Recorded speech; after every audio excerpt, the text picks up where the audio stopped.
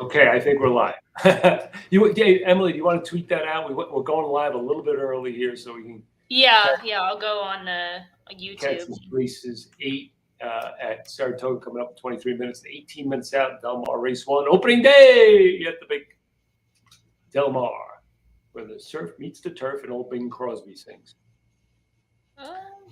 Let's see. I'm not seeing us.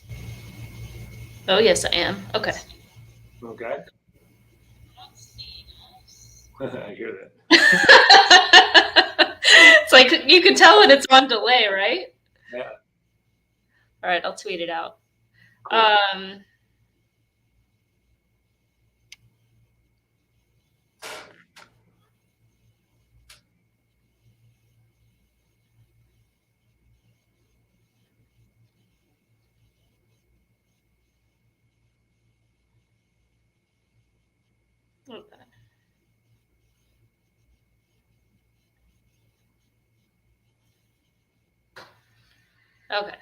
Okay. All right. Well, we're a little bit live, so welcome everyone to our first summer streaming. What do you call this? Video broadcast for Saratoga Del Mar races live. We're going to be doing this throughout the season. We're starting on a Friday today because opening day is at 5 p.m. Eastern or 2 p.m. Pacific time, which changes during the season. It becomes like 5 o'clock. That's too late. What we want to do is get the last few races at Saratoga and then the first few races at Del Mar every Thursday going forward. But today's opening day, Friday, so it's 2 p.m. post time, so we're starting today. And we're going to jump right into the races, Emily. Oh, by the way, John Doyle, Emily Gullickson from OptixLIVE. Hi. This will be recorded too, if anybody wants to see it afterwards. But I mean, being live is where you want to be, right? So we're going to jump into race. Just switch over here to. Oops, there we go. Yeah, this is race 1 at Del Mar, Emily. I'm going to jump right in here. And we had some late scratches. Great thing about the plot, right? Gets updated so that it takes those changes into effect. And I didn't spend much time on this race. I just kind of looked at the plot. The 4 looked good. I don't know what you had any other opinions here, but I mean, just from a plot perspective, the 4 looked pretty good. Yeah, I mean, I thought it was Mark Glatt has both the 4 and the 7, who I really have a hard time kind of getting past in this race. I mean, they look to have sort of all the advantages as far as the pace, as far as, speed figures and class, just looking at the last 3 run lines, have form over this course, which can be important. The 2 would have been a player, but scratched. And it's kind of interesting because Diodoro was the trainer of the 2, and he had another horse later on in the pick 5 sequence that looked very live, and both those horses are scratched. So I don't know what's kind of going on with that barn, but maybe there's a story somewhere. But yeah, I agree with you in this opening. It kind of looks pretty formful. Right now, the 4 is currently 6-1. The 4th choice. Yeah. The 9's taking some money. The other horse I thought was fairly interesting, because a couple of comments you had here on his last race, and he was running on probably the wrong surfaces. The 8, just maybe being like speed of the speed. That was the only one I, may include for minor inclusion in this race, but I think it's all 4-7 here, and then you kind of move forward. And maybe I back up with the 8 a little bit, but that's me. Yeah. I mean, and no knocks trying to get creative. Certainly does look live. Sadler, obviously like points to this meet. Just looked a little bit soft as far as numbers, but it's not the craziest strongest. The one thing you have to take into effect, because I noticed it from playing Saratoga and all. I'm doing the notes of Saratoga this year, first time in a while, and even horses with good form. I'm not necessarily the ones you want to pick because their good form was elsewhere, and you have, like you said, trainers and jockeys and owners pointing to certain meets, and once you start a boutique meet like this, sometimes early on you get some odd results, right? Some of the form carries over, but some of it doesn't, and it does it in a big way. So just be careful about that, especially taking low prices on certain horses. Yeah, absolutely. A very, very, very good point, an important point. Yeah. So But 4-7 in this race. Do we want to like go to the next Del Mar race in the pick 5? Yeah, I mean, yeah, because there is the early pick 5, and I looked at it and I really just didn't decide to play it because I just didn't feel like I had any edge or thought that I could create something that was like a really clever ticket, without tossing horses. This race looks competitive. I don't have the doubles pulled up right in front of me right now. 4 listed as the morning line favorite. This is probably one of those horses that, to your point that you just mentioned, that has that strong form over at Santa Anita. Right. Now it's coming to Del Mar. It's going to have to race against Open Company again. Different distance, got 5 furlongs, which is such a unique distance. Where horses like the 8, for example, who's like second off, was cold with that return race, is now back to Miller, back to 5 furlongs. I mean, This is their game, this meet. Horses like that are going to kind of pop up. But I think that, the 8 is actually going to be a very solid second choice, if not favored, just looking at the doubles. Looks like they're leaning pretty heavy on 4, 8, 2, 14, who gets in. And 3. So yeah, looks, again, that's kind of why I sort of stayed away from it, because it's like a lot of those horses that are logical, even if they're not the first choice, they're their second choice, but a second choice that's going to be used pretty heavily. And I gave a long shot look to both the Mullins runners just because they're not the most likely type horses. That's the 5 and the 7. Right.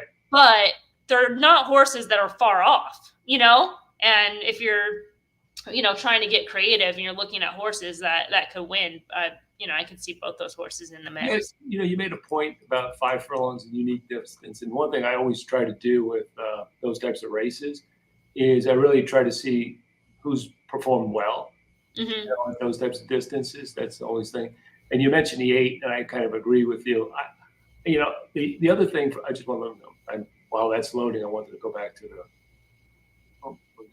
again, I'm on a slow machine today. Apologize. Okay, so you go back to the plot here. The areas that are really good for 5 furlong turfs is quadrant 1, circle or square, and also quadrant 2 square is good. So I mean, some of those horses you mentioned are in there too, right? The 2. Yes. But the thing I like to do is today's track surface. Today's surface distance is what I want to look at. Surface distance, that's 5 furlongs. And just to see if anyone kind of like stands out or, either negatively or positively. The 4 has that good race in it, broke his maiden going, this distance. We mentioned the Santa Anita dip is so different than Del Mar 5 furlongs, though. Yeah, it's true. It's true. The 8's got the experience. It's run well over this track, right? So it's just, just another thing to look at. And you could just easily do that with somebody. Yeah, well, you have that open. I mean, look at like how I was making a case for like the 5 and the 7. Like, look at the 7, for example. We don't have data on the 5, but like the 7, like. Yeah, he's run well. Fine, right? Like, I mean, again, it's not a horse that like jumps off there, but it's based on those races. It's not a horse you're leaving off and could get a trip. I mean, when you have the 8 who's run lone, the 4 who's run lone, some of these other horses, the 10. Yeah, I mean, there could be a little contention up there too, right? I mean, just. Yeah. There was those 3 horses in quadrant 1 above the par line.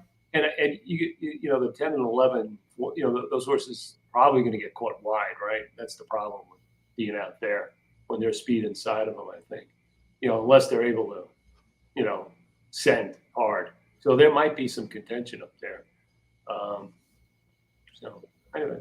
Yeah. The 2's another one, right? It's shown.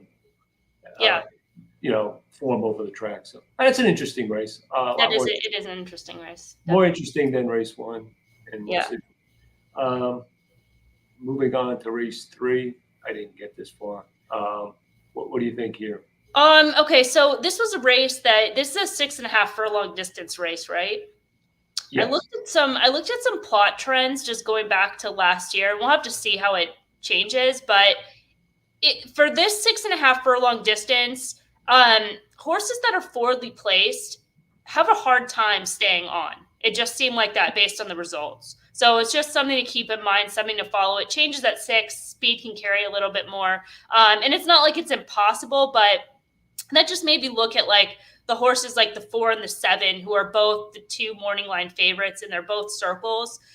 So it just looked like, okay, I have that track profile. Maybe the speed doesn't carry. Both those horses kind of getting into each other early on. Neither of them have finish.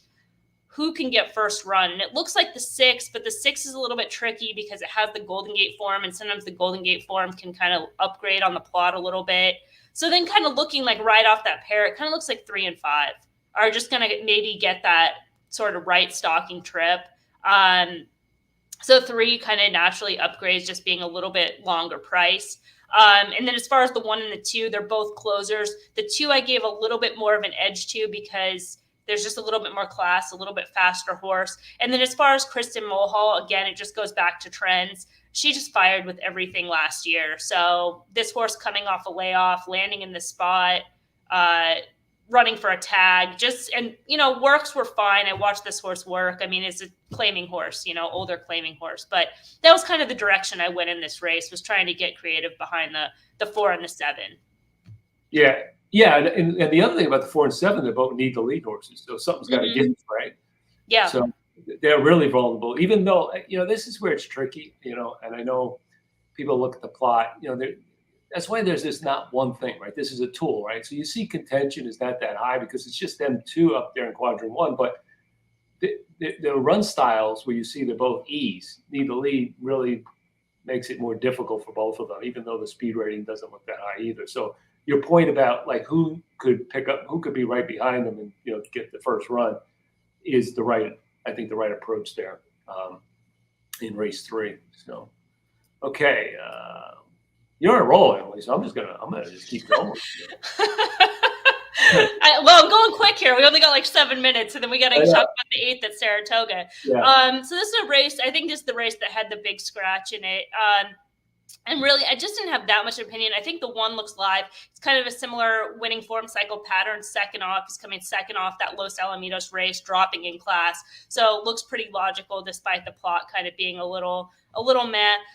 The 3 I thought was interesting. I made a case for him. He's a horse that has back class. He's been a little bit off form, but he's been claimed. He's been given a layoff, and there just could be some upside there. As you can tell, as I'm kind of going through this race, it's not a super strong opinion. And the horse I like, they don't look that great on the plot. Some of the horses that do look great on the plot, again, they're bringing in that Golden Gate synthetic form, so it kind of gets a little bit it can get a little bit blurry as far as like those horses. And then as far as the 9, I mean, the 9 has just been a horse that they've just really kind of mismanaged, always had this horse in tougher spots. He's going to be at a claiming level and could compete. So I would spread in here. As you can tell, my opinion's not super strong, and looking at the plot, it's kind of chaotic. So yeah. These are the kind of races could either melt down or not, or somebody tries to stretch the field or something like that. I'd be spreading in this race too. Looks like an opportunity maybe to hit something at a price. This race looks like, you got a lot of firsters, 2-year-olds. I assume Bob Baffert's got something in here, or no? It's too early for him. No, because this is Calbreds, but Calbreds, okay. Some of these horses that have worked. The 6 I watched from the sale. Looks like the horse can run. As far as the 9 gives the edge on experience. She's been racing against Open Company in those first 2 races. So the speed figures are a little bit higher. First start against State Bred. So seems logical. The 8 has some run a little bit. Carly Gaines doesn't win a lot with first-time starters, but just watching this horse as an individual. And then the 4 coming in for Peter Miller, I have no idea because he's working at San Luis Rey, but just again, following trends, they typically win these type of races. So one to include. The 5 is the one that I'd be a little bit softer on. So Mendez is a really good juvenile trainer. He wins a lot of races early on in the season with these 2-year-olds, but looking at his pattern when he comes into Del Mar at the maiden special weight level, those numbers drop so dramatically and the horses still get bet. So it's just something to keep in mind. It could be an underlay category. Yeah. I mean, I would try to beat the 9 in there. If some of those, like you said, some of those horses could run to, their works or something, because I just whatever. But that horse, I mean, just speed figure wise, just towers over them. But yeah. Well, yeah, because she's coming out of those Open Company races. Yeah. Yeah. Oh, and Okay. so that's that. Let's switch over to Saratoga quickly here. I don't know if you had a chance to look at this race, Emily. Did you? No, but I haven't looked at any Saratoga races, and the information's so good I can like do it in 2 minutes. So Yeah. Yeah. it's set up perfectly. Yeah. So this race, let me just because I know I did this race. If you're by the silver plan from us, you get Focus, and we put a couple races in there every day. Different. Emily puts the race a day from Del Mar in there. I'm putting 2, 3, 4, sometimes 5 races from Saratoga. We have a bunch of Monmouth races tomorrow, so check that out. Again, look for the silver plan. So let me pull this race up here. It's race 8. I'm gonna just have to double click it, and this is the format we have it in. And I said it was a spread race, and I thought there might be some long shots in this race. My value horse in this race was the 7, Emily. 20 to 1. Is he set 20 to 1 now? Yeah, 20 to 1, right? Yeah. Let's look at that. Let's look at. Yeah. So this race is one of these turf sprints. Yeah, I just there's a lot of I think there's a lot of contention up front with some of these horses. Let me bring up the grid here. Okay. Where was the 7? Okay. So here's the 7. The 7 has been able. It's a little tricky play. Horse coming off a layoff. Has come off a layoff before and won, right? The horse has been doing mostly dirt racing, but his form with turf races have been pretty good. And I thought he was kind of on an improve before that last race, and I thought he had an issue. He had some traffic. He lacked room. He was getting kickback, even though it wasn't severe. He's given some rest. In a race I thought was kind of like up in the air. And the only other thing is that this horse hasn't run 5.5 furlongs on the turf, but he's run 5.5 furlongs, and he's run well. These are 3-year-old numbers. This could be some more room from upside and so forth. So, when I just compare when you kind of look at this race and look at the numbers of all the horses, this horse kind of fit, and there was nothing. It was probably more I was negative on other horses than just loving this horse. It's kind of where I came down on this. I think pulling that up real quick, and again, just looking at it really quick, and based on what you were saying earlier, as far as horses kind of running well at other meets, and then things kind of change, and it looks like a lot of those horses maybe peaked in their form cycle over at Belmont. Yeah. I think so. I mean, that's kind of where I look at it. And I thought there was enough pace in this, because this horse does have to come off the pace. That's kind of a tough move. But I just thought at 20 to 1, it's a great exotics kind of horse, and great horse to take a shot at. Well, even your 4 is a good number right now, 12. Yeah. Bet down. Yeah. So here's let me go back to the focus so we can just kind of look at how I came up with some of this stuff. Make this a little bit bigger, people. I can. Oh, I guess I don't know if I can. I don't know. Okay, so based on morning lines, this looks like a value play. I said 1, 3, 5, and 6 were, all contenders. So this obviously is a spread race, but there's, I don't think there's a lot of value there.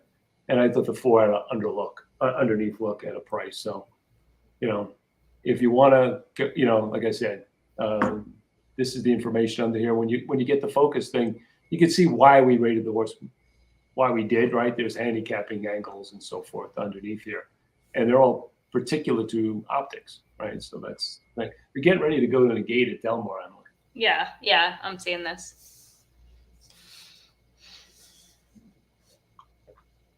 Yeah, like I said, it's going to be back to back because it's 4 minutes. 4 minutes at Saratoga, so it'll be like. Oh, we can handle it. Yeah. 1, 2. And they're sending at 8 hard.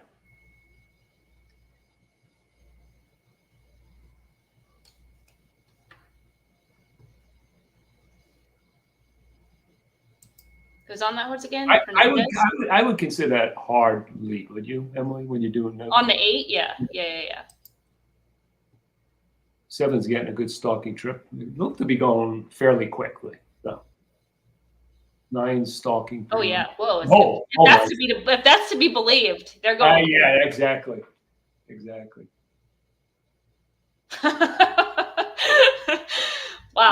So if that's the case, this 4 is going to look pretty good right now.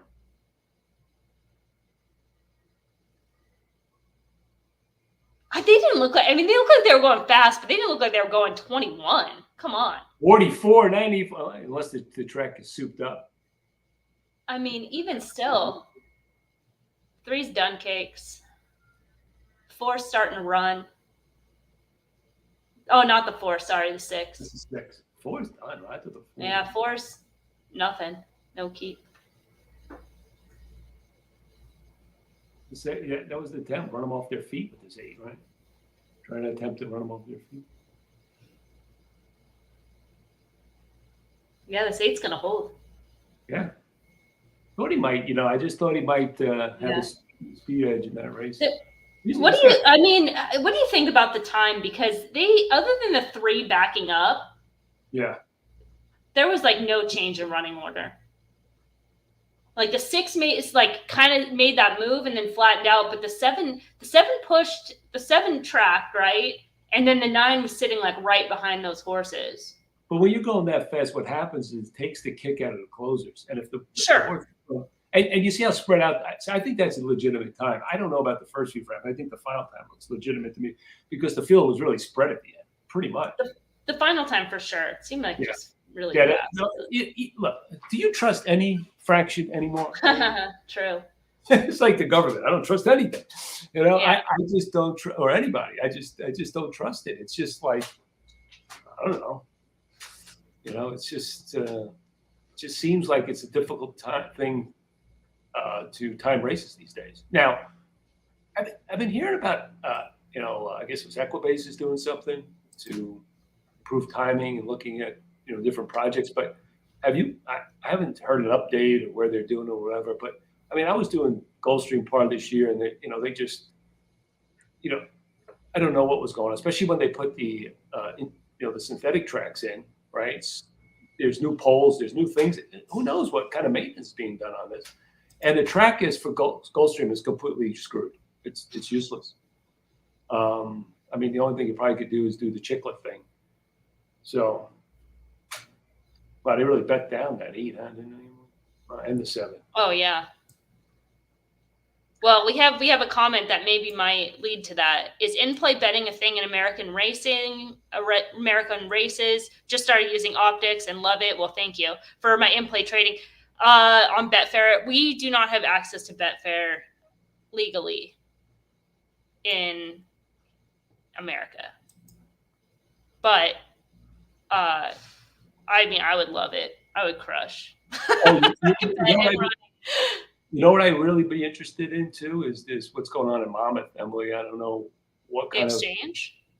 Not the exchange. I guess it's the exchange, right? It's fixed odds, whatever you want to call it. Yeah, fixed odds, right? That's a better way to say. I mean, that seems like an opportunity for someone who's sharp, or especially if someone's got a computer. I mean, but I don't know what the pools are like. I don't know what the effect is and all the rest. So, well, they're in the gate at Saratoga. Yeah, I mean, I feel like it can go either way, because if you start getting too many sharps, you're not going to have that much opportunity, and then I don't know. It's hard. Everybody that's not sharp is just going to get crushed, and then they're out. They're done.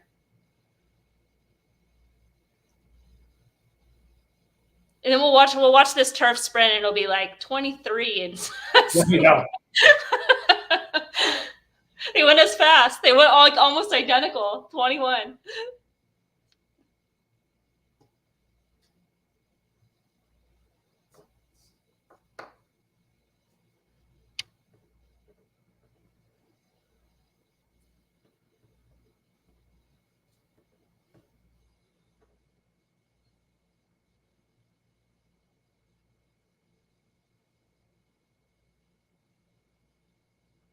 One. 7 didn't. 7 ran well. I mean, just didn't. Not enough pace. So tough with those closers. That horse ran well. I think that was, it was a clever idea for sure. So.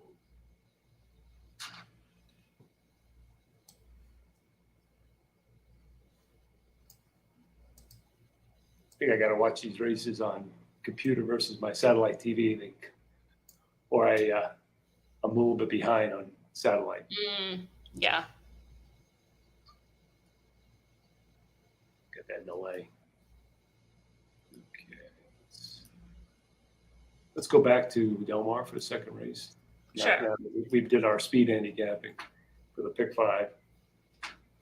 And now we have, I had the one, I used the 1, 2, 5, 6, and I kind of keyed with the 7 and, different slots. The 2 is a big price. Okay. All right. So this is the turf sprint, right? This is interesting. Let me bring up this thing here so I can show you. Okay. While you're pulling that up, right now, Morningland's pretty close to live. The 4 is favored 5-2. The 8 is 7-2, and the 2 is 4-1. So pretty much kind of as expected. Okay. Got some comments too. You looked at these. Awesome.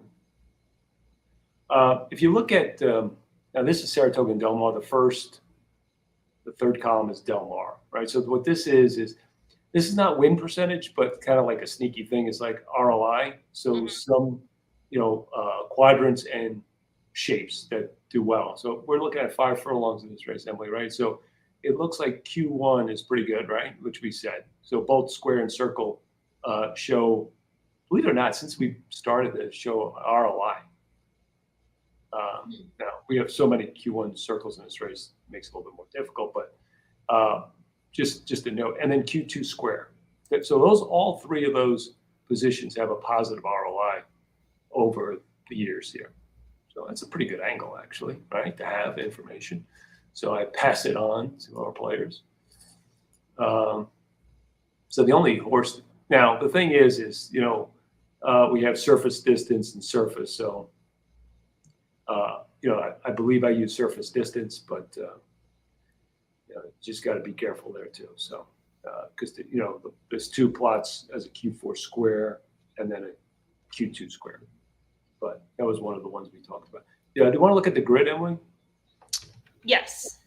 So yes. Let's clear this out.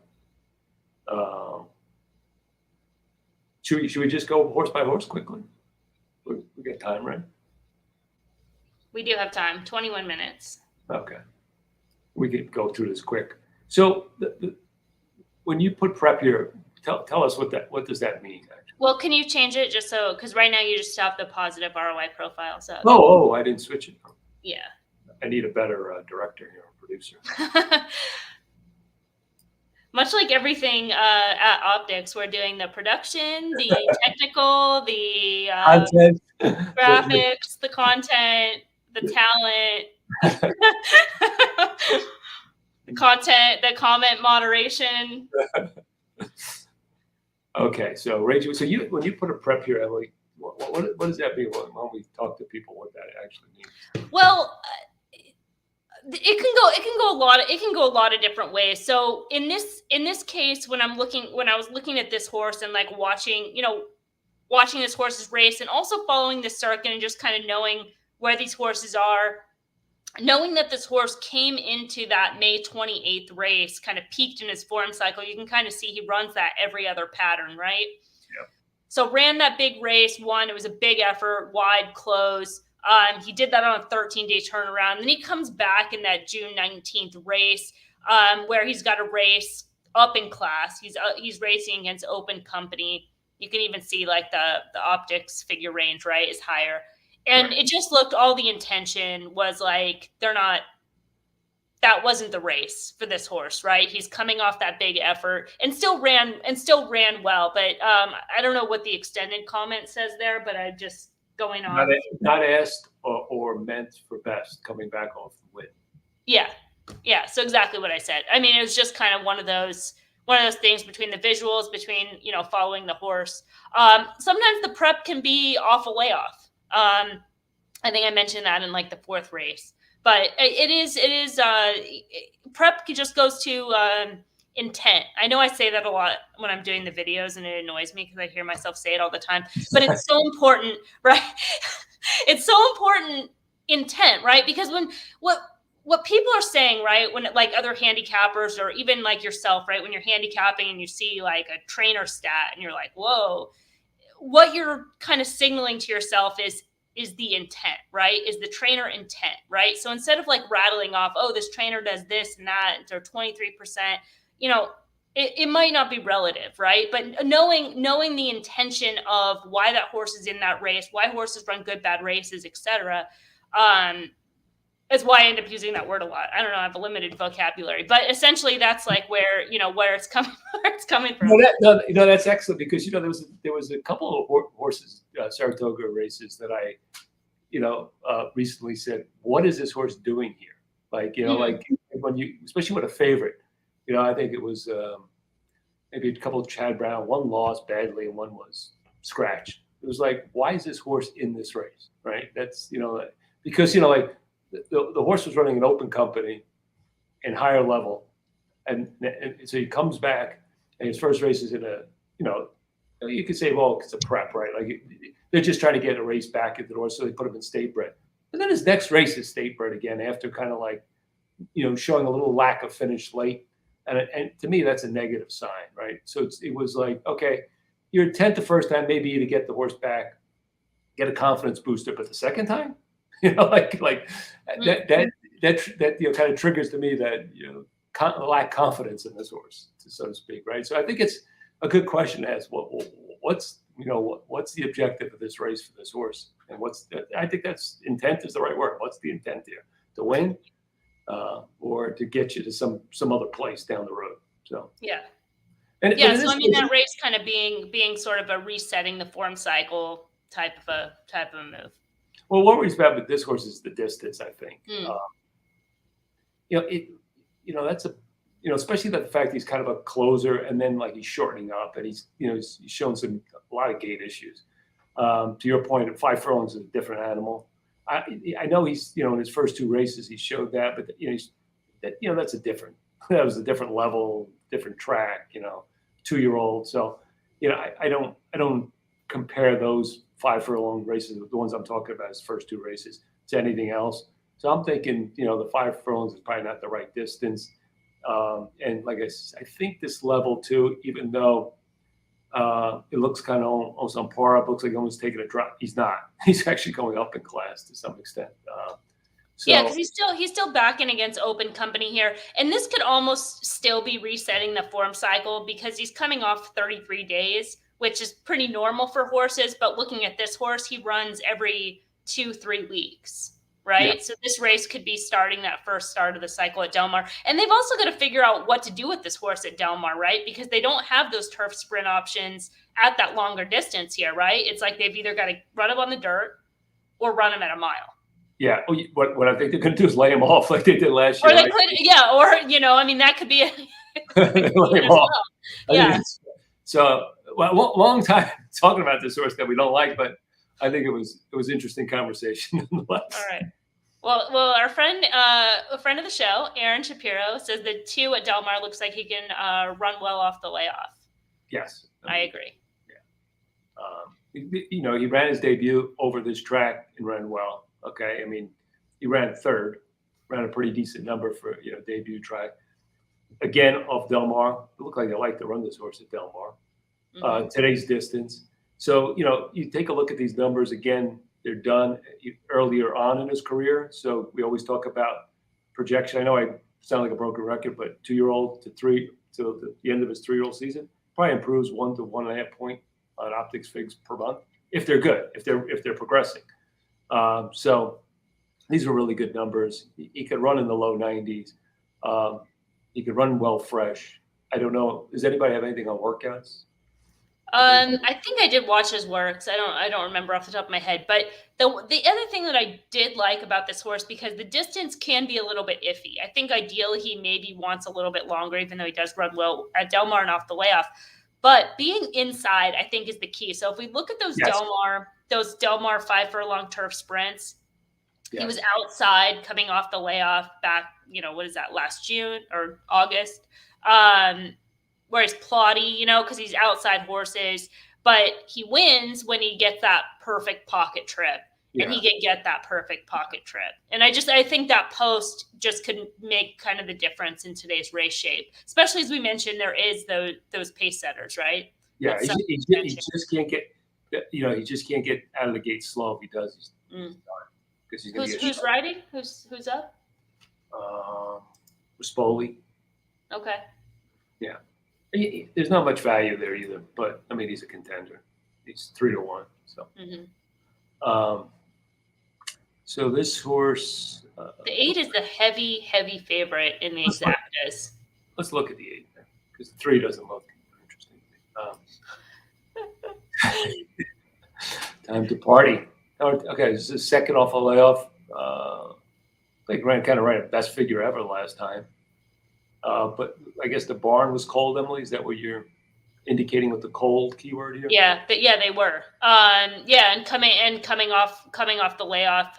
Even though he's best of speed, I don't know. I have dual twice. I don't know what's going on there, but I have to go back and update that. But either way, I think the most important part of that was the cold. I mean, as far as the speed figure, that was his first start of the 3-year-old campaign. So moving forward, as far as the speed figure, and then also just the distance change as well. I mean, sometimes those races can just come up fast for whatever reason. But it just seemed like they needed to give this horse a race.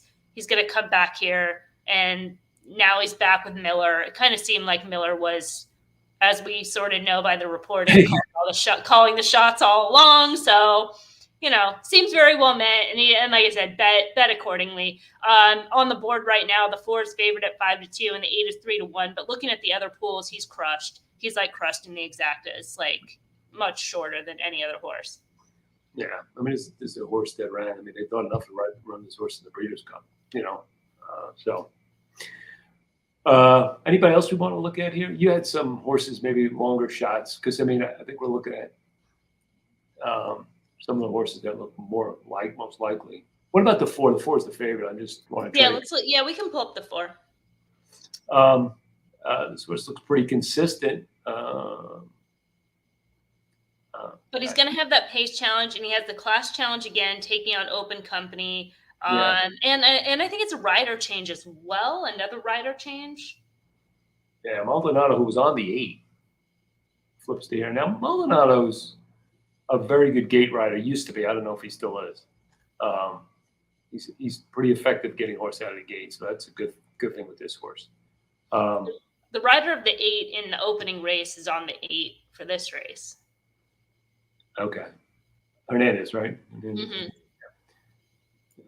One of the things I kind of look at sometimes is, especially in these races, just kind of curious about how horses get out of the gate. This horse looks good. Who's this? The 8. You know what I'm saying, Emily? It's very, the 5 furlong race, getting out of the gate. I mean, this horse is, 10 posts and he gets in the lead. 10 posts, third. This horse is a good gate horse.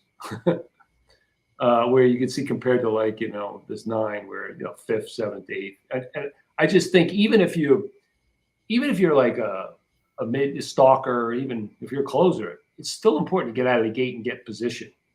So this is another horse that looks like he's a pretty good gate horse, even though he didn't break all that well last time. Detroit City looks like a horse that's got some good gate, getting out of the gate. Those two look pretty much the best at getting out of the gate. And it's so important, all in all racing, but especially in these 5 furlong races. So let's look at the 10, because I know he's part of that quadrant 1, isn't he? Circle? Yeah. So one of the horses that's shipping in. Okay, he's shipping in. Oh, wrong book. Pimlico. Oh my goodness. It's like knowing you, I know you hate everything about that. You're like, it's a red keyword. It's at Pimlico. The horse was lone. He didn't win. Yeah. Had the excessive layoff lines, red keywords, no progression in speed figures. Yeah. Enough said, right? Well, I mean, obviously, if we go back to intention, the intention is there, right? For them to run on this circuit. They're sending out a barn, Sisterson. He's a very quality trainer. Yeah, he is. This is a tough spot for this horse, just based on the way the race shapes up. I mean, and even, you know, the public's fading. He's 5-1 on the morning line and currently 18-1 right now. So I think they're recognizing that this horse is probably just a little bit soft, maybe not going to get the right trip from the outside. Other ways to go. Yeah. You know, the good thing about the Plimico race, he's not a Maryland horse, though. True. Right. And he's not an anywhere horse. And right, I know. And the Keeneland race was a good race, right? And on the turf, that's a good race. And that was as a 2-year-old, that 89.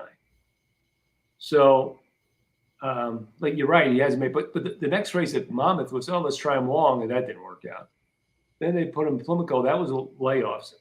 I'm back, and I'm not completely gonna dismiss, because to your point, this guy is a really good trainer, I think. And isn't Cannon a guy back from, you know, Kentucky in that area? He's not a local rider, is he? No. He's not a Southern California. So they kind of bring in their rider with I you know, just the way this horse gets out of the gate. I wouldn't poo-poo him completely at 18-1. I mean the number makes all the difference in everything, but it's just that's the reason why he's 18-1 and not 5. I think if there are more hurdles, that's probably more closer to fair odds at being at 18 than 5. Yeah, because he's got to overcome a lot. Yeah, he's not 5, but I think he can be, you know, 8-10. That would be fair. Okay. Yeah. You know, just because of it, like I said, this was, you know, Keeneland is not. How did that race come back? Let's look. Because it looks like it's like a good, you know, and that race just kind of stands out more than the other figures for the horse. And I mean, you can make the case that, you know, where he is placed and all that, but. Yeah, I'm on my slow machine, folks. Sorry about that. So what we do is by double clicking, you get the plot, right? Just people new to Optix, you get the plot for that race, and then you go click over to the grid. And what I want to do now is just kind of look at all the races that came after this race.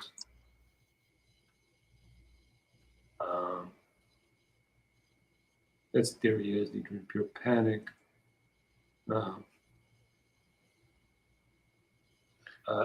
Avery Jane, was that? So who ran in this Breeders' Cup? With the 8, where did the 8 run in the Breeders' Cup? I don't know. You kind of filtered that. I'm sorry, I'm going all over the place here. So Breeders' Cup, this horse finished 11th, right? But I mean, he had a layoff. Yeah. Yeah, but still, I mean, what I'm just saying is that this horse class-wise could line up. Stacks up. Okay. Look, here's another horse out of that race. Finished 3rd in that race the next time out. This horse, folks, it's not bad. Put a few bucks to win on this horse, I'm telling you. Especially if he gets out of there. Could be sneaky. You know, could be sneaky. Anything on works on this horse? Anybody out there? I know I couldn't. If there were works on this horse, I would have looked them up, because I looked up works for every horse. Any horse that I had a question mark on, what I'm not familiar with, I looked up works. So they're either not there or the horse is training elsewhere. Okay. Oh, the other thing to look at. Let me just get rid of this thing. Okay, so this is what I was looking at as far as that Keeneland number. I know we can move on to some of these other horses, or it's getting a little pedantic, but that number did decline with those horses next out. Okay. So like that Coffee Maker, the horse that finished 3rd in that Breeders' Cup Juvenile Sprint, ran a 90 at Keeneland and then ran an 84 in the Breeders' Cup. It's interesting. This horse had a turf workout at Del Mar at 10. Yeah. Yeah.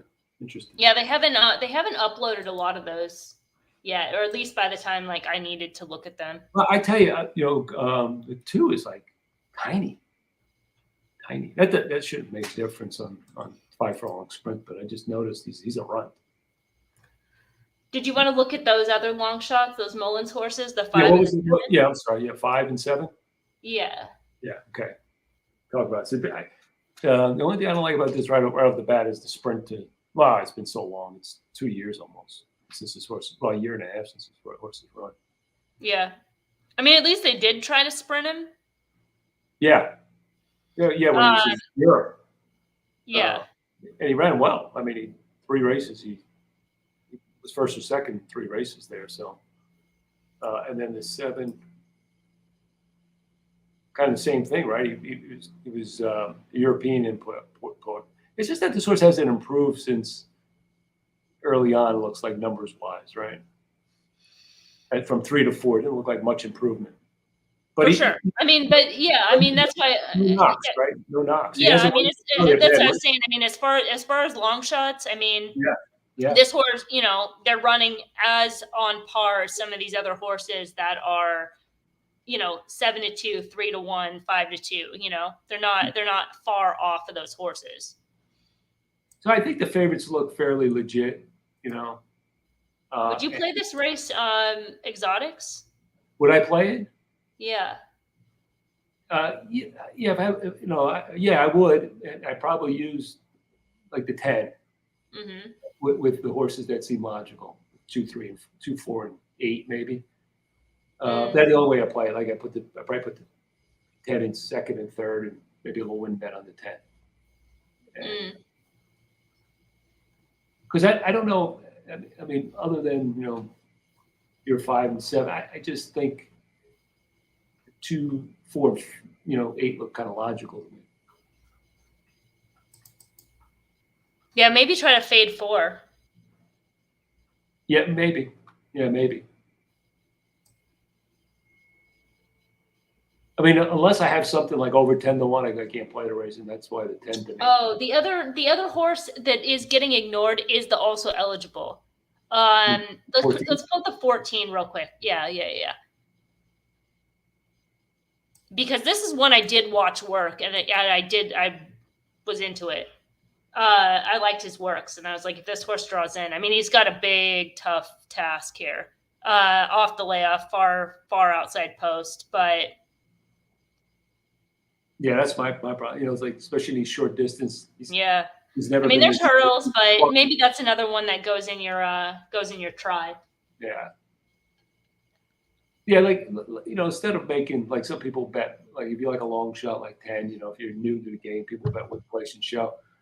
But the way I would play it would be like 2, 4, 8 with 2, 4, 8, 10. And like you said, maybe make it 8 or 2. 8 or 2 on top, and then those other 3, and then the 10, and then kind of play them in second and third that way. I wouldn't bet a lot on this race, but I just think the 10 is worth a flyer to get in the number. All right, so we got one minute here, and then it's 9 to the 9 at Saratoga. We can check up on comments. Chester Thomas, love the live streams you guys are setting up. Thank you. I actually really have fun doing these live streams, John. I'll be honest. Yeah, me too. you and I have been doing this for years, so it's pretty fun. Not always on camera, but right. Well, how about one day we show people when we used to put like pick 6 and super effective tickets together. We should do that. Yeah. That used to be fun.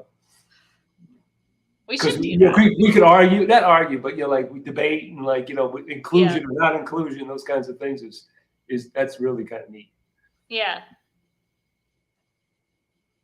And I think it is good too when you have we spend so much time on the handicapping debate, going back and forth, and then when it comes down to putting tickets together, it's like there's not often a lot of debate, and just for kind of recency, and I was looking at this pick 5, and Scott Shapiro uses Optics, and he does the videos on Twin Spires for Del Mar, and just okay, we had some common stuff, and he put together a bet share ticket, and I'm like, okay, maybe I'll jump in on that because his picks are similar, more in the similar line, and he left off a horse in the 4th race that he had in his top 3 selections, and there could be a lot of reasons that goes into that, right? Like Sure. Yeah. when you do those videos, because I know we have to put them out days in advance. So many things happen in between. Your opinion changes. You look at some different information. Maybe you have a new, whatever, a scratch, like upgrades, downgrades,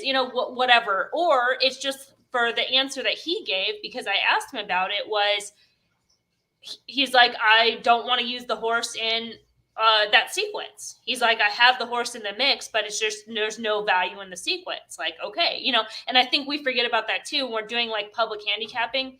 We'll watch this race and I can kind of get back on this. Yeah, no, it's a good discussion because there's a strategy to making, vertical versus horizontal bets, right? There's different strategies for different things. Yeah. Yeah, absolutely. So the one is a slog, which we discussed, the horse that we talked about. Looks like the 10 is stuck widest. Yeah, he's really wide. Yeah. And the 4 is out in front. 2 safe ground behind that first flight. 8's getting a trip. It's Frost playing a toy in the background for everyone. Hearing honking in the background. Yeah, the 8's getting a trip. The 2's on the inside. The 2 could have run. If the 10 could get any wider, it'd be. Well, that 8 came up empty, didn't he? Oh yeah, no finish. It's either the 4 or the 2. You're getting the trip we said, right there. Yeah, that pocket trip. Is he going to be able to get up? The 4's on the left lead. It's going to be close. Got there. Oh, I think the 2 got there. Yeah, he got there. 2-4. Yeah, the 8. I mean, no excuse, man. No excuse on the 8. So those are the things you pay attention to early in the meet too, like how a certain trainer. I'm not going to say just on that race alone, but. How certain trainers do. It's important, like the first couple of days, because you want to catch things while no one else catches them. And absolutely. Sometimes, with trainers, I know we spend a lot of time with statistics and analytics on those things, but I think the best thing to do is trend. Trending is important, and get ahead of the trend. And you could do it in a day, 2 days, a week. The longer it goes, like the longer a guy's cold, the thing, then you got to kind of back off. If you're able to make the get the benefit from it, then you it's like stocks, right? Certain stocks get hot and cold. You gotta back off. So I gotta leave. I'm gonna take some money off the table. Yeah, I mean, look, and again, a lot of the stats, like to your point, they're so results oriented, and so you can see certain barns, like, both O'Neill horses didn't win, but both those horses fired. They ran. Yes. So you can, if you're on the fence about, certain horses, certain trainers, and it comes down to number, things like that, especially following a circuit. Well, 4 minutes out. I hate to interrupt you. 4 minutes out for Saratoga. Okay. Yeah. You want to go for it? Yeah. I'll be honest with you. I mean, did spend a lot of time on this race today. Looks like there's some contention up front. It's kind of weird. It looks like the turf course has been pretty fair. They've been kind of, you go in from the front, you go in from the back. One thing I did have on this 5 last time was a note. It was against the bias, got some traffic. I kind of look sometimes for some of these keywords to at least green keywords to kind of get me started on bets, green versus red. But he's 3-1, plots pretty well. Chad Brown's had like a mix so far. Like it seems like his longer shots are doing better than his favorites. And the 6 is this horse that blew my mind at Arlington when she debuted. Oh wow! Yeah. I was actually at Arlington that day. It was Arlington Park. Rest in peace. My first and only time, sadly. But yeah, that day at Arlington Park, it was like July. It might have been like a year to the date. It was like July 17th or something. Everything on the inside was like winning. It was like inside speed, like every race, just like one of those days where you're just like this, get to the inside, get out in front. Larry Ravelli horse is just like winning, right? This horse. Yeah, Larry Ravelli, yeah. This horse, completely the opposite, wide from off the pace. And I'm like, holy shit, this horse can run. And then I just watched, her. It was the 4. What's Milan at Belmont. wow? You know what's funny? Because you know I got taken because remember I told you I have 2s that run. His body was actually ahead of the 4s, but his nose wasn't.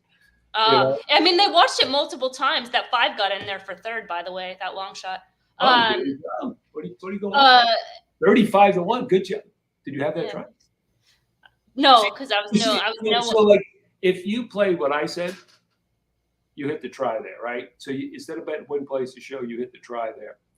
right. You know, right? Because Those logicals with the long shots, in those bottom rungs. Yeah. Because that's the only value. The only way you can make value in that race because you can't bet any of those to win. Even you take. I mean, if you really had a strong opinion, but we didn't have a strong opinion really separating those 3 horses. Yeah. So good job. Well, moderately. I was pretty negative on the 4, so not that great. Somewhat good ideas, but not a home run. Well, that's right. I mean, it's all about ideas. Yeah. Oh, so this race, I think, for me, I mean, some of these horses look logical. That's why I probably didn't go into this race. But I mean, 5 is 3-1 and 6 is 2-1. I don't know how you get value in this race. What about this 9? Just looks like a big square. Looks like you got a pretty contentious, quadra 1. I don't know. The 8 looks like another possibility. I don't know. McGahee's horses are really running. 9, I don't know. It's a possibility. Well, some guy's fired up there at the Belmont. Yeah, I mean, I mean that's it's a really small outfit, and this horse is a good horse for them. So I mean, good for them. Love to see it actually. Yeah. So I mean, not a strong opinion here. So I mean, other than maybe I like 5 and the 6 look like the horses. Yeah. Maybe 5-6 with 5-6 over the 9. Well, anyways, back to the story of the 6. So Chad Brown bought her out of that race. She was like a no-name, not a no-name barn. I shouldn't say that because the barn is actually pretty good. It's that the barn that's like based up in Washington that gets like some good horses from time to time, but like privately purchased like off that maiden win, and she's been legit since. It's just so like sometimes you can just see it with those horses when you just know they have quality. Yeah. Right. Oh yeah. Yeah. Obviously. It can come from anywhere, that's for sure. So they're going into the gate. Let me get on I need this on my computer so I can stay in sync with everybody else.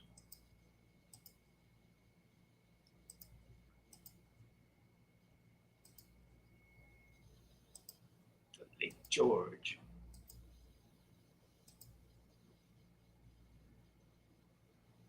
After this rally, I want to talk about that strategy a little bit too on what we were talking about before, the picks. Okay. Pewich. Yeah, Mike Pewich. I know Mike. Yeah. I know him. Yeah. I know him. Yeah. He trained that horse. Yeah, he trains for that doctor that owns that farm up in Washington. When Gary Stevens was trying to get back in shape, they put him up there and got him riding horses and got him in shape when he made his comeback. Well, the 5 and 6 is sitting pretty good, I think. 5's covered up, 6 is right alongside.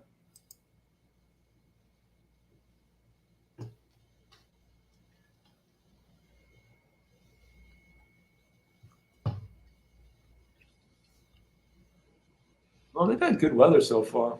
That's Saratoga. That's at least a positive.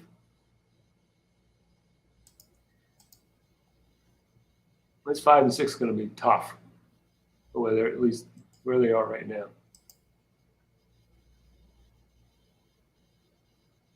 6 is going to start to make his move now. 5 is sitting chilly. Yeah, 5 is like just open that rail. Yeah, I know. Now she's going to have to split horses. She's in trouble. God. Oh my God! Look, 5 is tons of run, but she's just buried. There she goes. Yeah. She got an opening. Oh shit! Grit. Wow. Yeah, she's tough. Good race, man. Yeah. they weren't bad price, you know. I mean, you know, I thought they were kind of like stood out, you know, just quickly, but they didn't go off that bad, right? One was 3-1. I mean, 5 won of 3-1. She did win that, right? I don't know anything anymore. Well, I think it was the 5, but I mean the 6 was 6 found like she found like another gear. She didn't want to lose, but I think it is the 5. I think Looks, the 5. if I say the 5, it's a 6. If it's a 6, Yeah, it's yeah, a yeah. 5. Wow, Oh, the the 6 went 6 down to his doubled. knee. Yeah. Yeah. So they both had trouble in that race. Yeah. Yeah. Maybe hard. Well, yeah, I don't know, man. I would say a couple of horses got overplayed there. But for these two to, I mean, this exact is probably going to come back like what? What do you think? $12 for $1? Probably. It's pretty good, considering. I don't know. They look pretty good to me. They look like pretty good horses.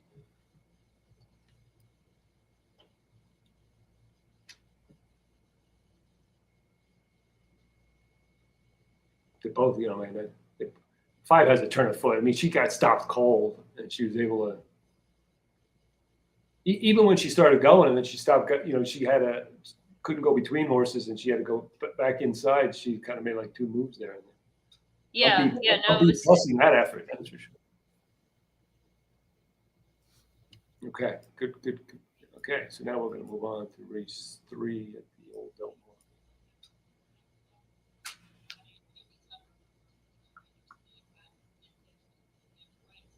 So anyway, the strategy playing those horizontals, you know, because you're projecting, right? You're projecting what the odds are going to be too on horses a little bit, right? You got to kind of get ahead of it. And so it's kind of a different play than when you look at the odds and you know right away what the value is going to be. So are you listening to something? Mm-hmm. Oh, what is it? I'm listening to you, but I'm gonna like post this video, and I just want to make sure I'm gonna post the right copy and not the outtake.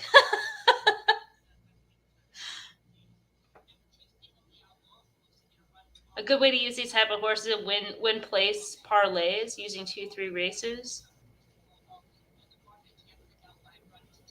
Okay, not my style, but don't they call Yeah, it? I'm not crazy about that style either. Like, because why wouldn't you just do win? Yeah, there's no value in play, especially when the 6 finishes second. I mean, the thing there, the exact of 5, 6 was the play because 5 was the second choice. I couldn't split them, and you're getting better than the win price with the 6 is probably chances of finishing second are probably 60%, 70% maybe. So you get a better than win price for a little bit more risk. So if this horse, if this comes back, it's 3-1, right? So if this comes back like 12-1, I mean, that's value to me.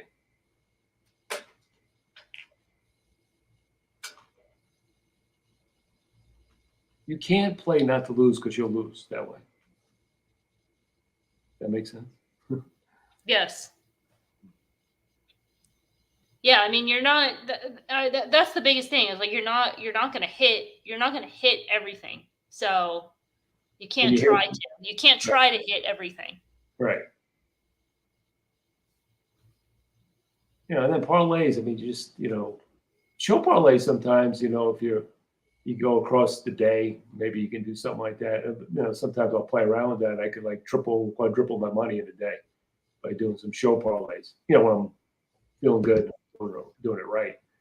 But typically, place and show, I either kind of don't use or use the exotics in place of that because there's just so much more value that way. I do win parlays. It's so stabby though. It's tough because like instead of doubles, sometimes I'll look at the double, just because I'm like, what's 4 or 5 doubles paying this. Okay, if I do $5 on this, it's going to come back that. If I put that on this horse, it's going to be better than the double. Yeah, or it could be like 3 races between, or it could be two different Yes. tracks. So I'll do win parlays, but not place. And I don't do very well with them. The win parlay? But I haven't done it. To be fair, I haven't done them enough to really give myself the chance to say I'm neither good or bad. Yeah, parlays are tough. Yeah. Generally more, there's more benefit in pick, doubles and pick threes than parlays. But look, the thing with a parlay, you can always take your money off the table though. if you don't. Yeah. Right. Well, yes, because it's true, right? Because it's like you think you're going to get a certain price, and then all of a sudden you're like, oh, that horse is bet down. Like I'm not putting my money on that horse. So let's look at relook at race 3. Yeah. Right? So so 4 and 7 were kind of against here, right? Because we thought they just kind of knock each other off. And we talked about the 6 maybe, but more, you were kind of more on the 3 and 5 as being maybe the horses that are in the right spot. 5 is the favorite. Yeah, which he's the favorite on the morning line, so I'm not surprised, and I just think that the 5 is a very logical horse, but it is the price, right? Because it's not that much of an edge of some of these other horses. And let me look at the grid. What about the distance on the 5? Because they're just looking at his last 3 races here. He has races at this extended sprint distance that fit. Okay. Yeah, you can once the grid comes out. Yeah.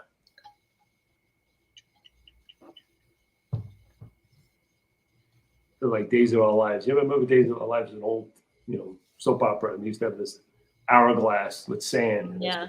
That's how I feel like sometimes. Grid loading on this machine. Okay, let's look at the 5. Okay, so you're saying 6. It looks like the 7 is going to be a heavy favorite looking at the doubles. Okay. And then the 4 and the 5 will be close, but. So he's kind of run to 6.5. Mm-hmm. Yeah. One thing I like to do, because it gives me how a horse likes to run. So I do this. I go to Optics. These are all filters here.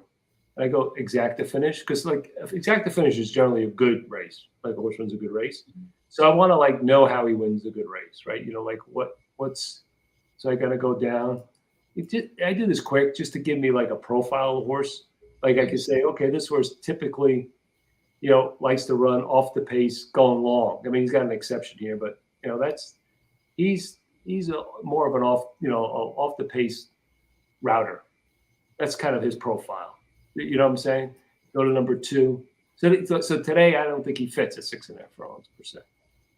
This horse has run his good races routing too. I mean, he's run 2 good recent races, but he's a deep closer, and a closer might be okay. It's a tougher one to read because he's like a gate horse.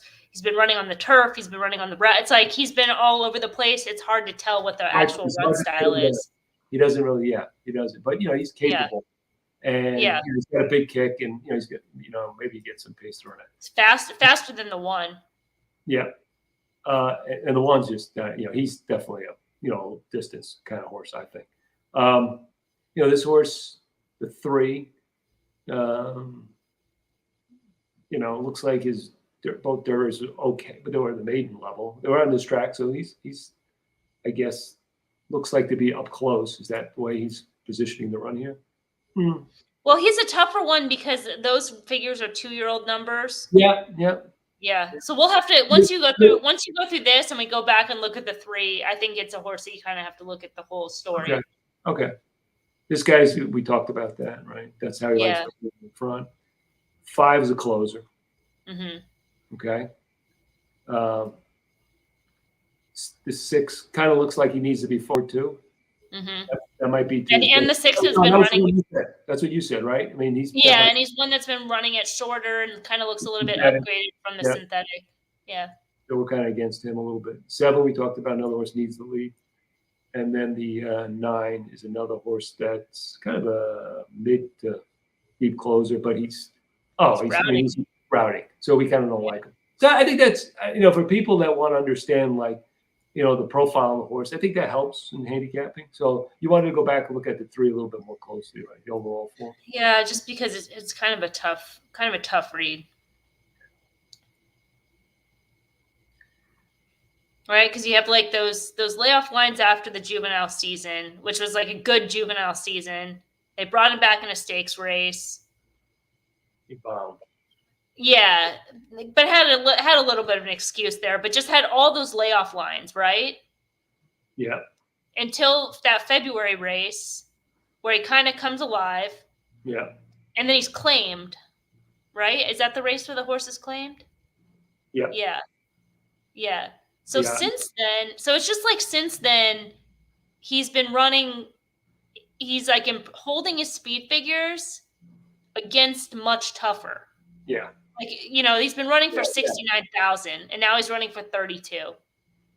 So it just kind of seems like this could be the time, the right place for this horse, right? Yeah. Well, I like and you had that in the note to the intent, drop this horse. Now, you do have a stretch here because it seems like he. Yeah. I mean, I probably could go back on that. Sometimes it's just class. Sometimes the class is so hard to tell when they're like, right. They're outrun. Yeah, it's just like they can't keep up with the pace. So sometimes it's just like maybe more distance will help the horse. Yeah. I would say he's a contender here, just because of his price too. Mm-hmm. And kind of. Well, I made this horse my today's best bet. Yeah, I can see why. Because it seemed like the last time they did the same thing when he dropped this horse, bang, right? He just ran a winning race. Yep. It's kind of almost like back to that same kind of pattern. Mm-hmm. It just seems like a lot of these times too, when I'm doing today's best bet, I don't take the conventional approach, which I probably should, where most people are like the most likely winner, right? Yeah. Had those stats. It's like I'm looking at a race where it's like I don't want to bet the 5 at a short price. Right. I'm negative on the 4 and the 7 from 1 and 9 are the wrong race for them. Exactly. So it's basically like process of elimination, and this is the only horse, and it's like if he wins, great. If he doesn't, like I wouldn't advocate betting the 5 at 5-2 ever. Can win. Yeah. But that's not, I like your approach. Well, so the only other horse I thought was I forget now. The 2? With the 2, yeah. He's coming off a long way off. Yeah. Yeah. That's he did that before he didn't run step, so right. Different barn though. Different barn, yeah. And you said she did great here last year. Is that what you said? Oh yeah, she ran. Yeah. I mean, maybe that if you play like a multi race here, maybe use both 2 and 3. Mm-hmm. And if you like your case, Emily, I'd be betting win on your horse. That's what I'd be betting. And this may be a race you go. Did we like anyone in the 4th? Do a double? Forget. This was that spread race. Oh, okay.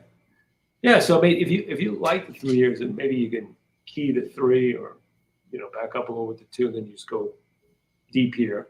Don't know what that exactly is. And then the 5th, we said, the 9, I guess might be logical. So I don't know if there's value in the pick 3 because this 5's got to be 4 to 5, no? I mean, this 9, it's got to be like even money, don't you think? I don't know. I don't think so, because I think the 4 and the 5 get bet. And I think the 6 will get bet a little bit. Yeah. So I mean, to me, I know this is such a small sampling, but I could see a scenario where the 9 isn't favored just because there's so much buzz on one of these first-time starters. I may fade the 4 a little bit there, but it's not pure one of his last horse. Maybe. All right. And then, so maybe 5, 6, and 9 are out of that race. I didn't like the 5. I'd be you 6. Like the 5? Okay, 6, 8, 9. Yeah, the 5 is the one that I think will get over bet if the trainer angle, which I looked up wasn't as strong as. But in this race, you mean? No, I'm sorry. I'm talking about the race 5. Oh, sorry. Sorry. Yeah. You were talking about the 5 in that race, right? I was talking about the 5. The 5. If you, I wouldn't use that horse in this race. In the race coming up. In the 5th in the race coming up and in the race. Both 5. races. Okay. Yeah. We're clear now. Yeah. Crystal. Well, the 5. If the 5 drifts, I mean, I guess, but yeah, I don't know. The price is too juicy on the 3. Oh, I'd be negative on the 5 now that he's drifting. I don't know. Yeah. I don't know why. The 7 was an overwhelming favorite in the doubles that it's not that surprising.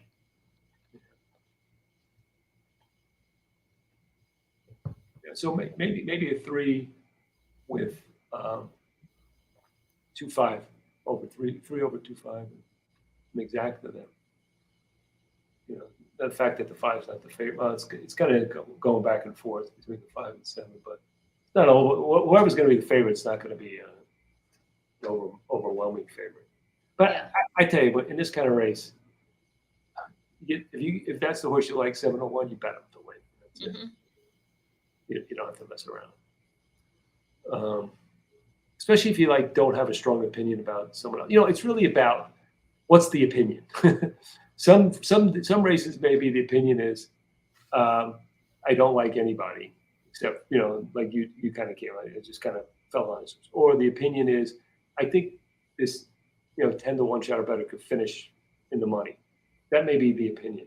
Or I can't stand this favorite, and he's going to take big money in the multi-race pools, and I'm going to just play against them. So it all depends on what your opinion is, and then how to play that opinion. That's the key. So your opinion here is like, I don't like anybody, so so the 3 kind of falls, except 3 kind of falls out of that. Yeah, I mean, you're going to give me odds. You're going to give me odds on the horse too. So that's right. That's the bottom line. What would be fair? Would you take 5-1 on this horse? Would you bet him at 5-1?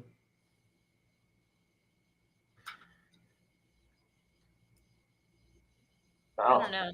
I mean, now that they've dangled 7 out there, it's like it's hard to go backwards, right? Oh, he's back up to 7, so that's good. Yeah, so that 7's a no-brainer. 7 easy. Okay. All right, that's good.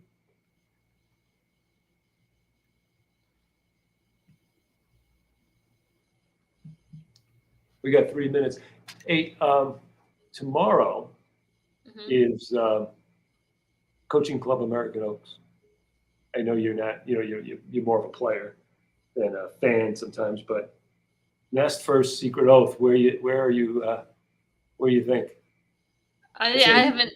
Can we get a plot? I don't. Yeah, you want to see the plot? Yeah. Now, when you see this plot, I mean, if you're a plot player, there's only one way to go. Okay. No brainer to me. Oh, you know who I like? The 4. Yeah. I picked the 4. Okay. Trouble. No, I mean the 3 is 3. I prefer the 3 to the 5 from the plot, but I would be 3-4 exactas. Easy peasy. If this race was a 1.25 miles, it'd be even easier. But being a 1.8 miles, that's the only thing. Because I think at a 1.8 miles, at a 1.25 miles, that horse is a superior animal. She can compete with the boys, obviously, at a 1.5 miles. She's nice. I like her. I picked her, as you know, for second in the dog. One time I was right in the last 3 months. And I didn't get the value. I bought it on that horse. Everyone had the same opinion, I guess. Yeah. Well, we had the winner. That was the main opinion was that winner. Yeah. Mo Donegal to the hoop. Yeah. Todd Fletcher, exactly. Now Mo Donegal's still injured, huh? Yeah. I saw Ben earlier. I saw Ben earlier today. Yeah, did he give you an update? A little bit. Yeah, not good. It's 50-50. It's 50-50. Yeah, he comes back at all? Yeah. I did try. I was like, if he was sound Pacific Classic, please come west with that horse. But, oh no! I mean, they weren't even going to. They couldn't even make the Pennsylvania Derby when I asked them. So yeah, which is in September. So forget about Pacific Classic. Probably, if anything, the Jockey Club Gold Cup, but I don't. Who knows? Can 9 upset race 3 at Del Mar? Can we pull up the plot real quick? Sure.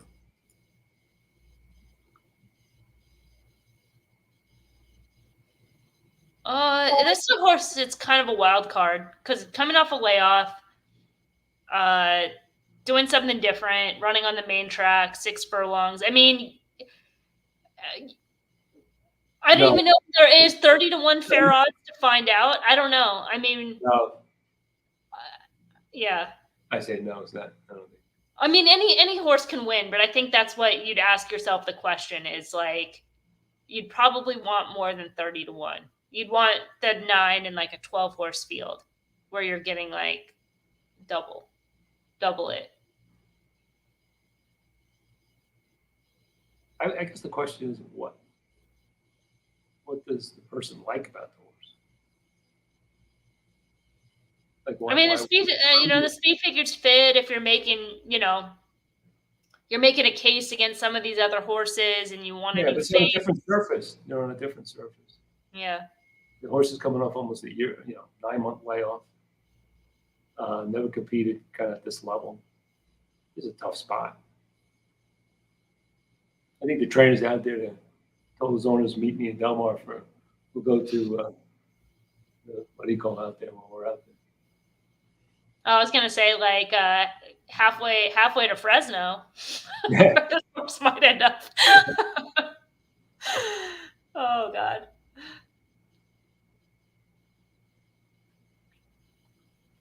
There's the 4 and the 7. 5 is up close, huh?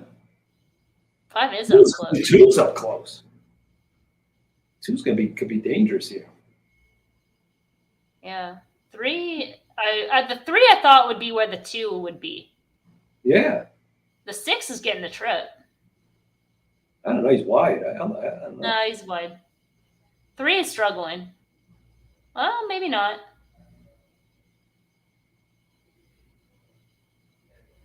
Okay, 3.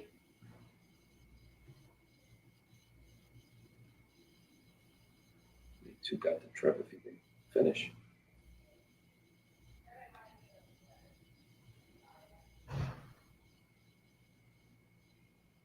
Come on, 2.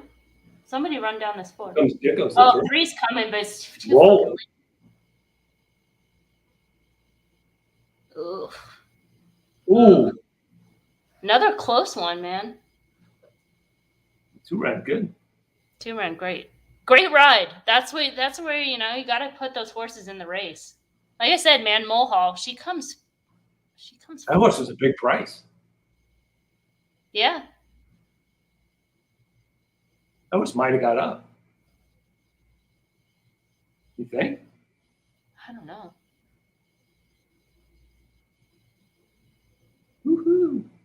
That was the right idea. I mean, that was totally the right idea in that race. Just a little bit luckier. 2 doesn't switch leads. He's on that left leg. Oh, I knew I had a complaint. I think the 4. I think the 4 holds. I think the 4 hung on. Kind of like the 2 drifted a little bit there late. I think my complaint is this whole, photo thing. Oh, it should be fast. It's not even the photo. It's like, why don't they have like they have in Europe with the line over? What is that? I don't. Is that like technology that's too advanced for us or what? In the States? I mean, it's like you never even the guy could call it every time. He just wouldn't even need to. Oh God, this is so close. I have no idea. You know when they used to have You know when they used to have the Del Mar, they used to show like right up front. They don't do that anymore. You know, like right at the line. It's like they took that away. What do you mean right at the line? Like they used to show like the view right up. Forgot it. They used to show the view straight up, like right at the finish line. Where close, like a close up of it. They used to have like Del Mar. Remember? It was like one of their views. But you couldn't tell that anyway. Oh, the 4 hung on. I give them credit. Yeah. Well, they went slower. They went slower in the sprint in the opening quarter and the half mile than they did in that opening mile race. Yeah. So the 3 did finish it. It closed at 5-1. Yeah.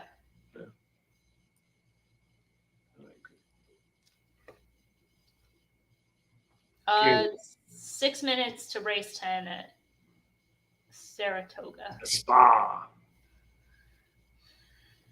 Big favorite. That's a 9 to 5. This one broke his maiden. Just broke his maiden with a B+. But see some red keywords in there. Yeah. Easy lead. Tactics in the last couple of races. The 5. Some of that 5. Yeah. What was that 5 at Parks? Who did that? Feared and severely to break. Age of running to get someone back into this race and finish. That's a good note. Ooh, what's up with the 7? 7's getting bet too. Is this an improving horse? B+ also in a maiden win. X bias, and then had the layoff in March. Comes back off the layoff. It's a good race. Yeah, I would be trying to beat this 8 here. Yeah, it's a good race. Grit minus on the 1A. He's 33. Okay. It's like color form, these notes, huh? A lot of good notes in this one. Yeah. a lot of easy lead horses, easy races. So it looks like the 5's been able to look. 5 had 2 EXs. Yeah, is that negative? Because they're both trouble start. Seems like a bad gate horse. Oh, but that I'll tell you, that race, I don't know. Is that my note? Assume it is, but that's a note that I see that. Note I usually don't put in unless I'm like something serious about it. And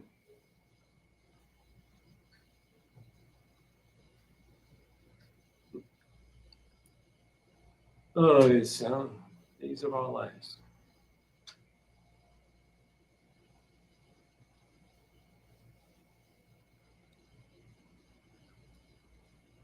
I'm going to get a new computer for these broadcasts. Future. Oh yeah, you have. I mean, I had to get one for doing Twitch. You have to get like a gaming computer with like a ton of memory. Oh, I don't have. Emily, who did this note? No clue. Could you click it and see? Because I don't have I don't have access to notes. Yeah. Let me look. Feared and severely break. Look to the limit at the start, but it's a major run to get someone back in the race.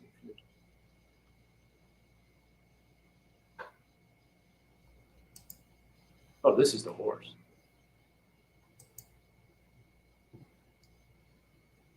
It's 25-1. I mean, this horse you got to use somewhere. I mean, his plot doesn't look good, but I mean, you got to forgive his plot a little bit because he's had issues. But this horse. I mean, he's running the stakes races. Look at his 2-year-old numbers. Like when he just like these other horses when he got easy. That's you. You did the note. I did the note. So yeah. I'm gonna bet. And Aaron's saying, can the 4 get a piece? I'm gonna mess around with this 5 and 7. Yeah. No.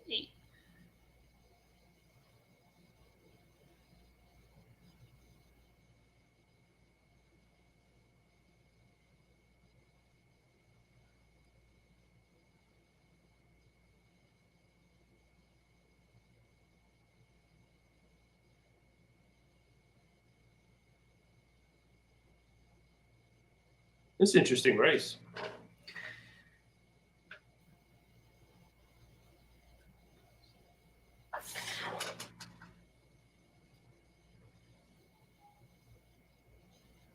Yeah, I would suggest a little win money on this 5.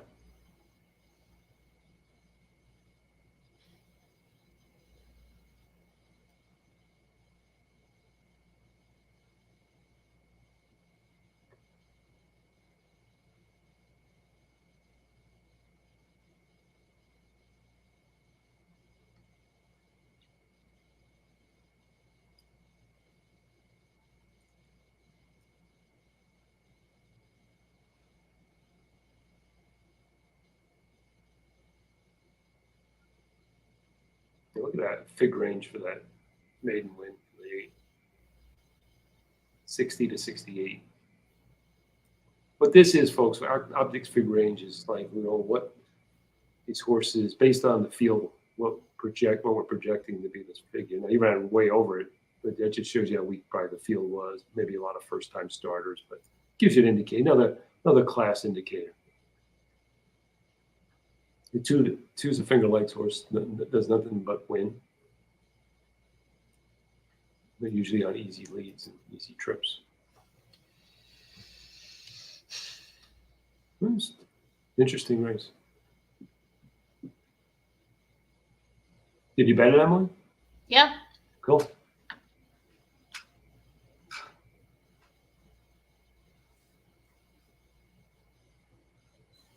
If 5 and 7 are anywhere in the top 3, I will hit the trifecta. Lilu, whoa, whoa, whoa, whoa. Both those horses need to get in there in some variation. Okay. I'm rooting for you.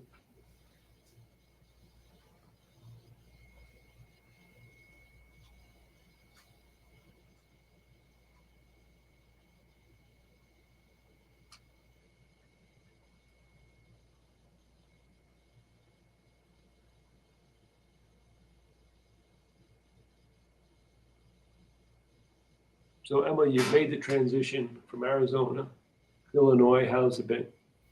It's good. Good.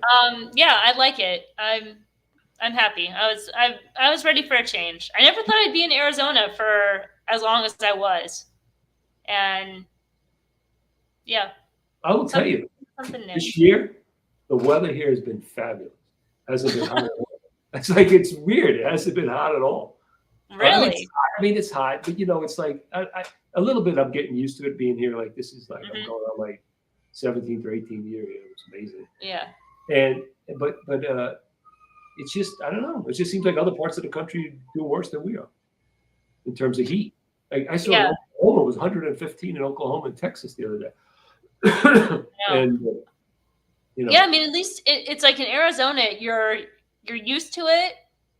Every place is prepared for it. Everybody has air conditioning. Yeah. And even from the standpoint of, like, there's multiple air conditioning fix-it places, right? Right. So, like, in a place like Oklahoma or somewhere, there's probably not as many as there are in Arizona because it's on demand, Right. The solution to hot weather in Oklahoma is a tornado. Yeah. Yeah. I mean, it's pretty close to us. I mean, we've had there was a week that was like right before my mom came out. That was like, it was really hot. That was like the week that Indiana canceled racing because it was like the heat index, because the humidity makes it so much hotter, as most people on the stream know, right? So, like, in Arizona, if I would like take the dogs out, it would be, as soon as you go outside, you're like, the first second, you're like, it's hot, Dogs can't stand on the concrete. You got to get them to the grass and then right back in, like immediately. Right. And here it's like you go outside and you're like, okay, it's hot. And then the breeze hits you and you're like, oh, okay, that's nice. I'm in the shade. It's nice. And then all of a sudden, like, 10 minutes later, you're like, shit, it's hot. Like, I got to get inside, like, immediately. It creeps on you. You get spent from that weather. I remember I lived in Florida. That was the worst place I ever lived outside. Florida between December and, April 1st is great. After that, it's the worst climate for me. Couldn't stand it. They're in the gate. I'll tell you though, my skin and my hair like it out here better than Arizona. Okay.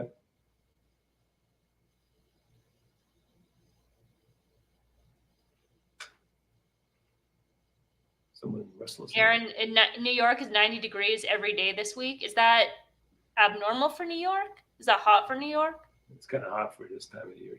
Yeah, Okay. 90. There's Look at that the 5 4. right out there, baby. Oh, clean. He's clean forward. break. He's forward. He's got a shot. Was it 6 furlongs or 7? Yes. 6. I can't even see anymore. 6 furlongs. Cinderella, go away.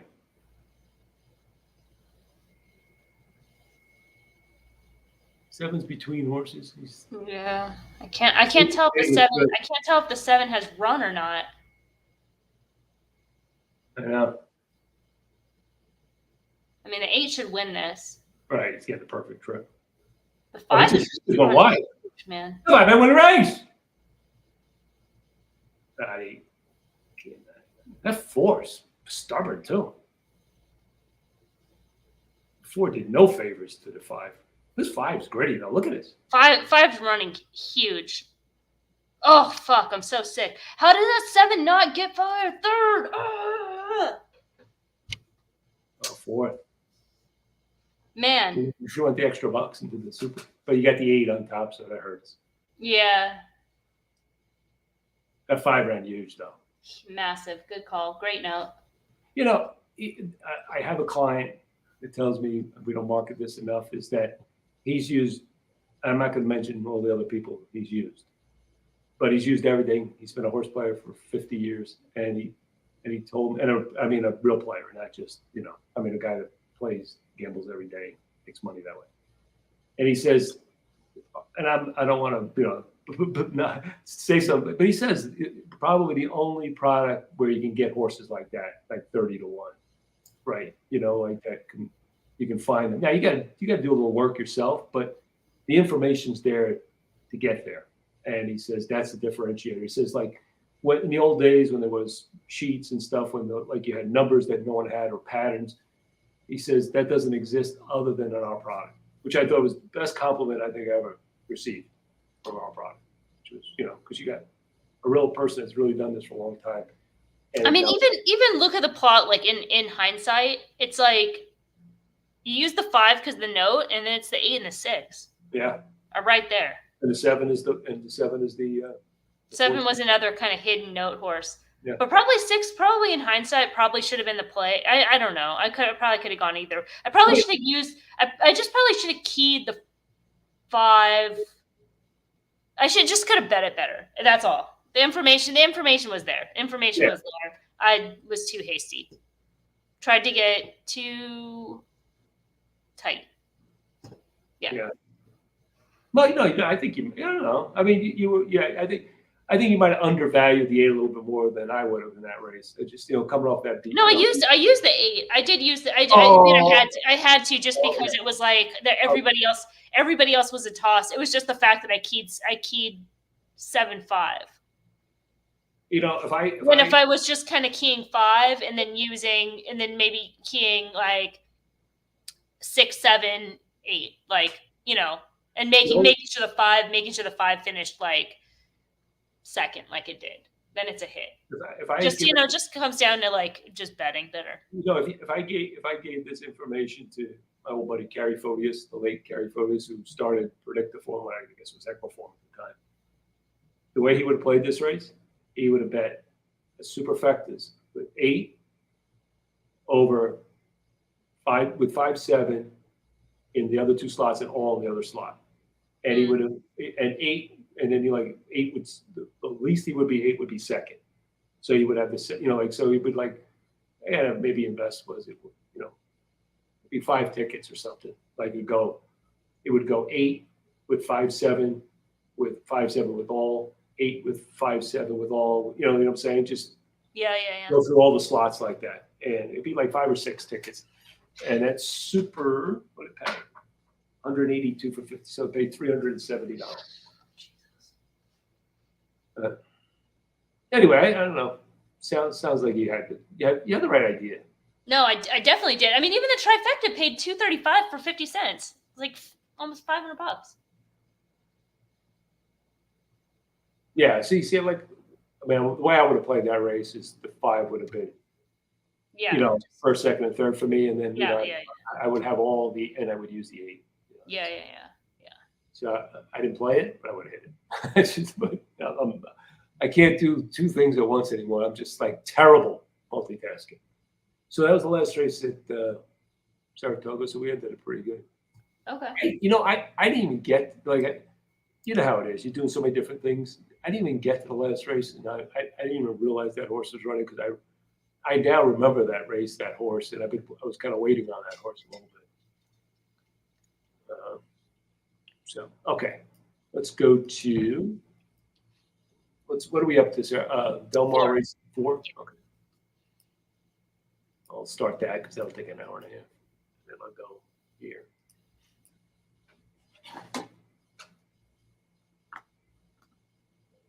Boy, I tell you, they were slugging it out. The 4 to 5. At 5, I'm surprised it hung in there that much. The 4 was another horse that plot-wise figured up there.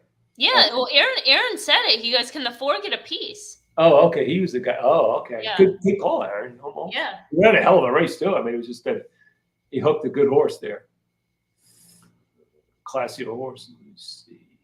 Sarah. Okay, I just got to get my video up. Okay, so this is the race we thought was a spread, Emily, right? So, I mean, I think we could take a look at this race down in context of the odds and try to say who we think the value is, right? That makes sense?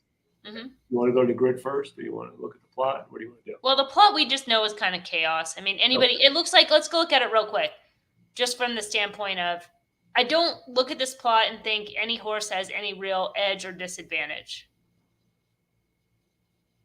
Yeah, okay, I agree. Yeah. I agree. Okay, the 3. Okay, but I'm going to make a case. I'm going to make a case for the 3. Okay. That the plot doesn't matter in this case. Okay. All right. Well, that's fair. Okay. All right. So let's start with the 1. Mm-hmm. So he's 5-2 favorite. Mm-hmm.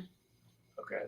This is the horse that's, has that second off wind pattern, dropping in class, looked like a prep last out, figures, logical type horse, has won at this level over this course. What just happened? I don't know. Why the drop like that? He fit? Well, because they're just giving him a prep because it's just a second off. But is that where he belongs? Yeah, at this claiming level, yeah, absolutely. Oh, okay. Yeah, he's won at this level over this course. Yeah. Okay.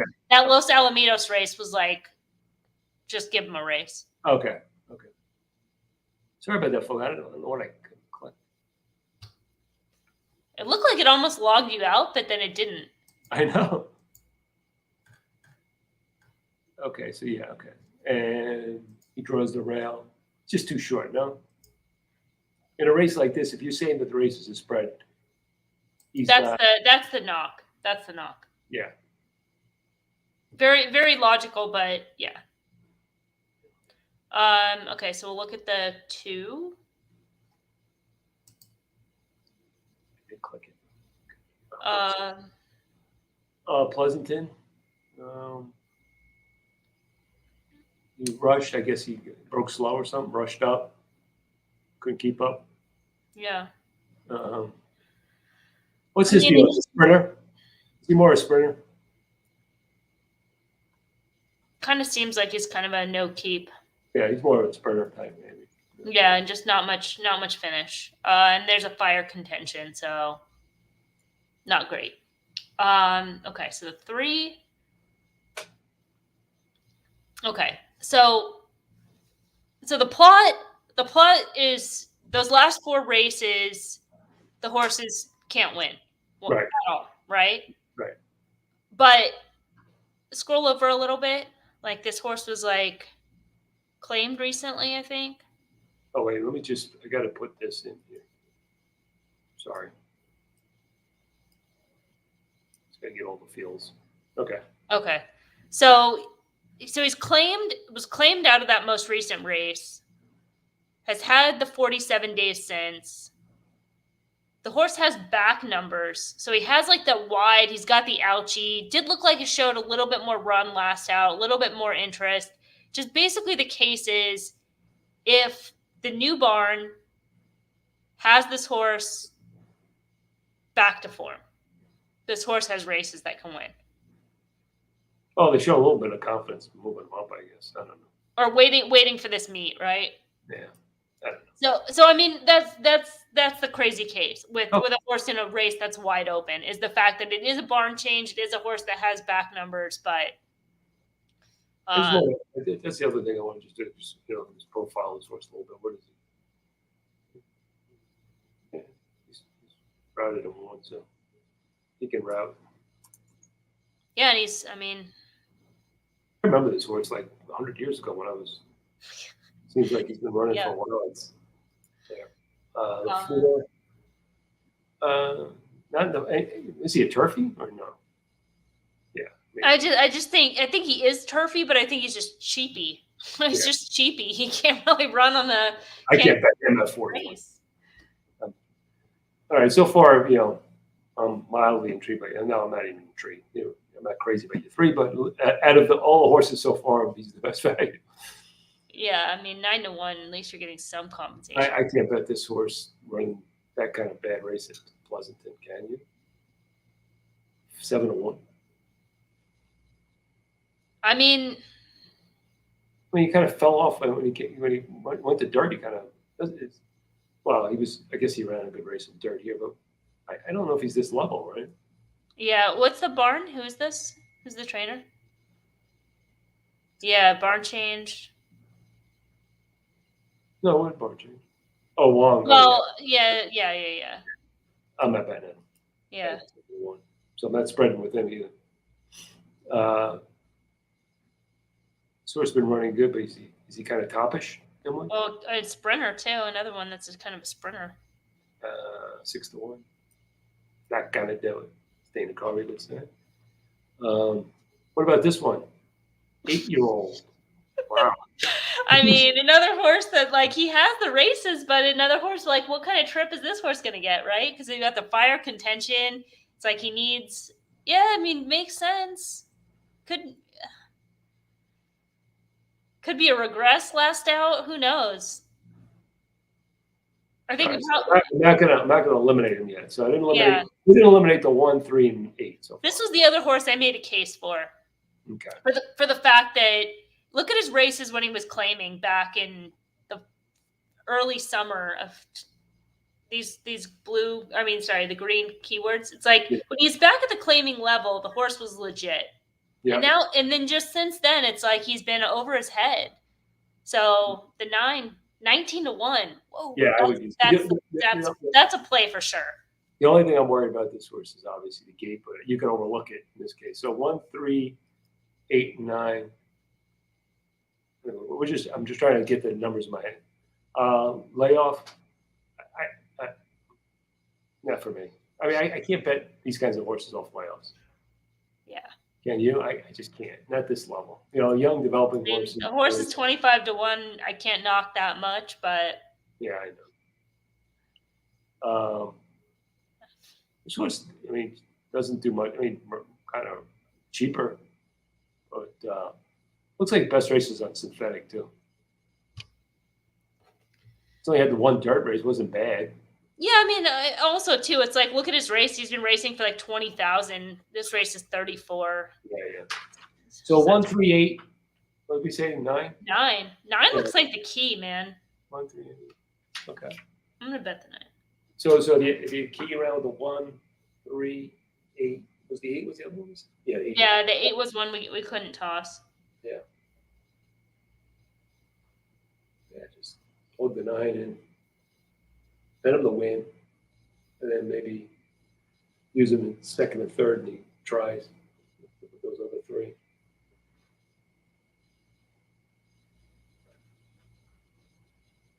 I hope a lot of people are watching. This is a good show.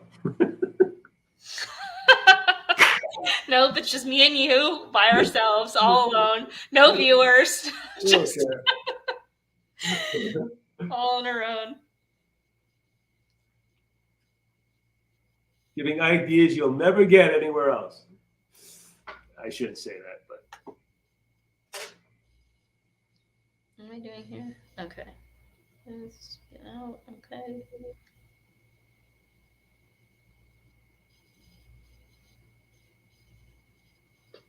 Let's go back to. Can we look at the plot real quick? Sure. Just based on everything. Based on everything that's field, you know? Could you see like the 8 sending and wire the field? Well, yeah, that's why we were including the 8. But now I'm kind of like, can the two stick in the mix? Maybe. Okay. Maybe. I wouldn't. Because if we're looking at those other horses that way, we have to, you know what I mean? When we, as Yeah. down, Yeah, because it's with the 2. The 2 is going to be stamina with the 8. I mean, he's run good dirt, and he's a good, you know, maybe. But those are sprints. Yeah, I know. But I mean, maybe they figured out after 4 years that he's a sprinter, he's a router. all depends on.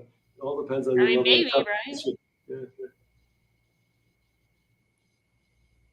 If they really go, they really cook. You know, the 9 could come running them down late. They cook early. Can get them all late. They said the attendance up in Saratoga, and I watch it on TV, and it looks like no one's there. To me, I don't know. It's the weirdest thing. I guess everyone's in a different place now. You know, no one's in the grandstands anymore. Maybe it's too hot to be in the grandstand. Maybe that's what it is. They're somewhere else. And they got that whole other building now, right? I guess that they built in Saratoga. So maybe they're housed there.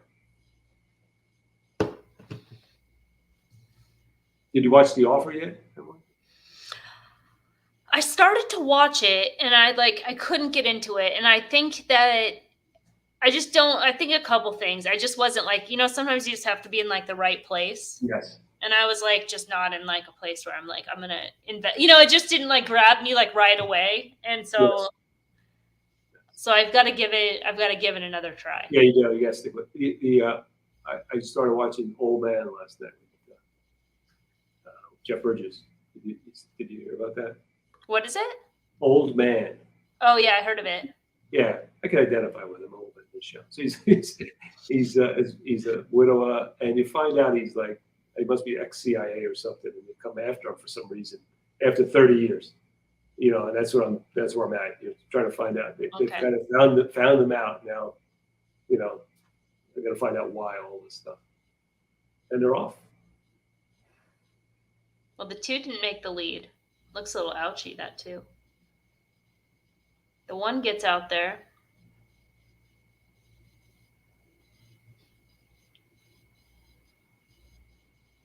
Damn, they bet the 3. Look at the 3 got hammered late. Yeah. 4-1. He's getting a pretty good trip if he can. Wow. Save some ground there. 8's in the lead. He was used a little bit though. Yeah. Well, so is the 1. 3 is tripping.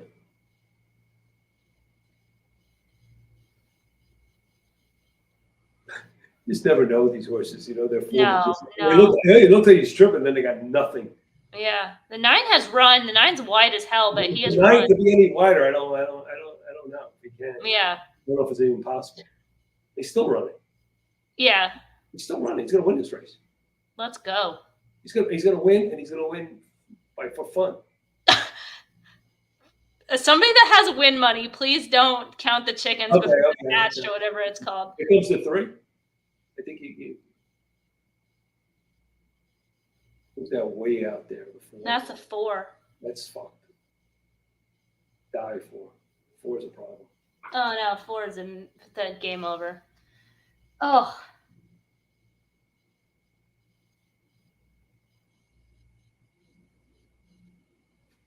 The 9, with a better trip, the 8 comes back.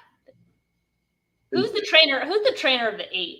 That's Oranga. Okay.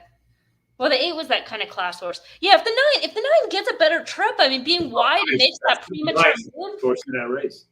What's that? Who's the best horse in that race? The 9. Ridiculous. Yeah, you know how much work he did going. that's when the race sped up. He's going like 6, 7 wide, and he's gaining on everybody. He ran huge the 9. Yeah. The 9 got the trip I thought the 4 or 6 would get from off the pace. Right? That's why I was like, there's no pace edge or disadvantage. Exactly the keyword. Look at the 4, big square. Yeah. No, I mean, they were just, it was the question with the 4 was just, Purpose, surface, but yeah. I mean, it was a type of race where, you had to get a price. Yeah, I mean. That 9 ran huge. It's a shame. I mean, and you look at the box score and it look like you look at the running line, you'll think, but that's tactic wide X flow. Yeah. Premature move. Tactic wide move X flow. X wide, man. And he moved into the hottest part of the race. Yeah, he was up close. He was up close to that pace. The pace was fast again. And then moved into it when it was fast. Oh, whatever. The damn shame is like the next time this horse run will be at Pleasanton, it'll be 3 to 5. So, like to see him come back. But I don't know. Sometimes a race like that could take a lot out of that kind of horse. Yeah. You know what I mean? Sometimes like you look at that race and say, wow, that's a good sneaky effort. But sometimes with some of these cheaper horses, take the crap out of them. No, that's a type of horse that like you claim. If Barnes was sharp, they claim that horse today. Because he's got back class. Absolutely. Right? He can win at this level. They haven't kept him at this level. But this horse wins at this level. Who's this Corralato? Is he Coratolo? Is he Ryan Caratolo? He's okay. Okay. I mean, this colony is just okay. He wasn't okay there. No, he's terrible there. But I mean, just this colony just isn't good. That's amazing, huh? Yeah. It used to be the best colony. Well, no, they're saying like, Juan Hernandez is going to be like leading rider, and it's like he's good, but like this is California, like. No, it's Golden Gate. That's right. I mean, like that's where he used to be the leading rider, Golden Gate, right? Yeah, and he's good. I mean, he's a good rider, but yeah, but he's not. He's not a tier 1 rider. No. You expect tier 1 riders to lead in California's jockey colony, but you got Pratt out, and you got the other guys. I thought he was going to leave too, but I guess he's there. The Italian guy. Rispoli, he's here. Yeah, Rispoli's here. I thought he was going to go to New York too.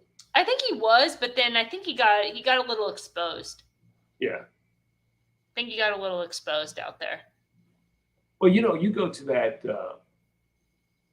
You be ride these tracks, then you go to Belmont. Belmont's like a different kind of racetrack.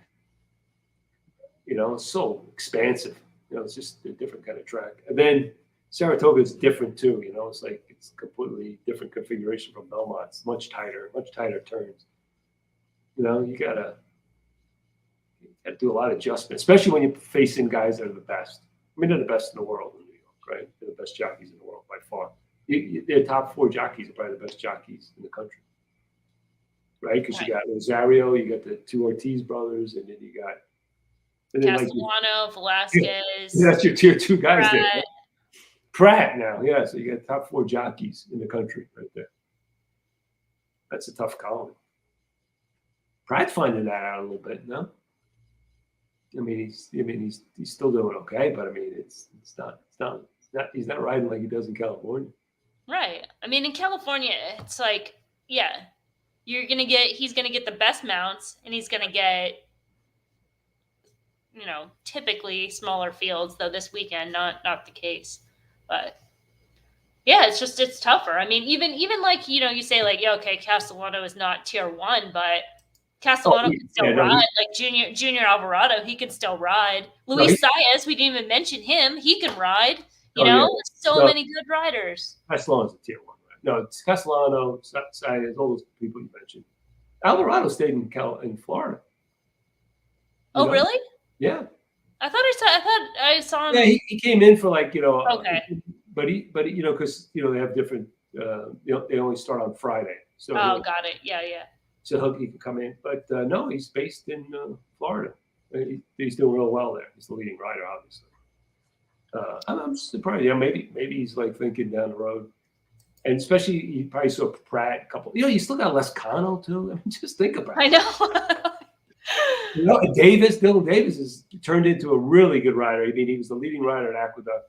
He's really, really good, and his sister is just fabulous at what she does. Long shot rider. She's just a great rider for long shots. She's really it turned into the better. I would say Dylan Davis is better than his father.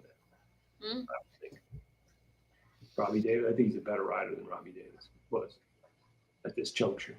But yeah, no, I mean, this is a strong colony. It's the strongest. Should we do one more race? Yeah. One. Okay. Let's do one more. Okay, so this is that 2-year-old maiden special weight race. Oh, okay. And as expected, the 5 is favored here. Okay. Oh, okay. He is. Okay. Let me see. Let's see what my buddy Toby Terrell says. You see, he's got some info on some of these horses. Yeah. He's pretty good. He's based out of there. This is race 5.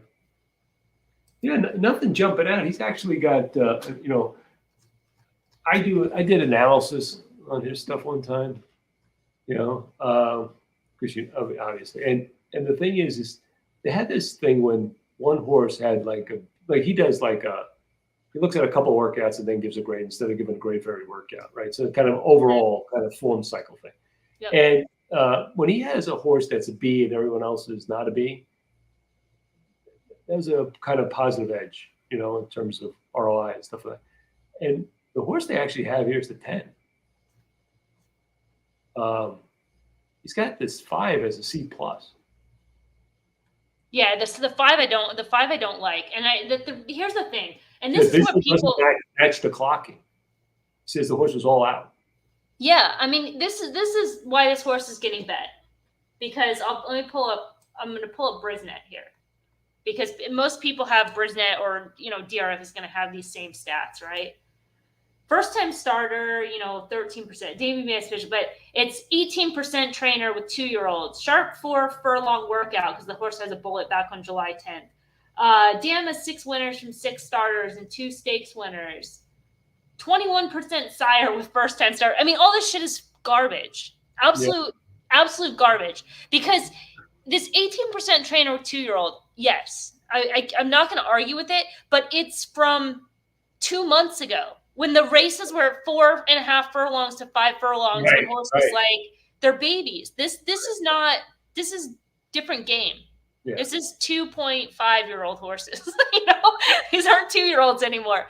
2.5, and see, that's the difference between statistics and analytics. Yeah. Analyzing. Yeah. And I mean, as far as these bullet workouts, it's like unless you have an eye on them, you don't know what is going on, because I see horses that get bullets all the time. 2 horses, they work together, they get a bullet, and one horse is 3 lengths clear. How did those 2 horses have the same time? I'm like watching the video. Right. One is 3 lengths in front. What are we even? There's no way. So take it, use it as like a pattern, like trainer intent, whatever. But whatever. Yeah, no, like I said, I developed kind of an analytics around, working with, Toby and Donald, and, I kind of learned what they're good at, right? So I think everything else is like, what's this person's strength? Well, handicappers, like you and I, when we handicap, when we used to do those big tickets and stuff, I deferred to you on fillies, especially developing young fillies, because you just had a knack. I used to call you witchy, remember? About with those things. I mean, like, every Breeders' Cup, there was like, just come up with some crazy $80 horse, and it was like in that category. And so I was like, I'm not going to fight this. I'm like Danny DeVito. I'm going to find out what everyone is good at, and I'm going to use that. Yeah, absolutely. Right. In your case, it was that. And, so, and then you deferred certain things to me when you knew it was like, if I told you, Emily, don't worry about this one. And you were like, okay, I believe you. And that's, you got to build that trust, but it comes with, doing it. And so with me, with Toby and stuff, the strength has always been like, I've done statistics, analytics, and everything on these guys. And this B, being on the 10 is a positive thing. Very negative on the 5, very negative on the 1. So for me, especially that the horse has run before and looks like he's gotten better. That's the one I kind of just would go with limited information. Well, the 10, when did that horse run last? Because there is a barn change. Great.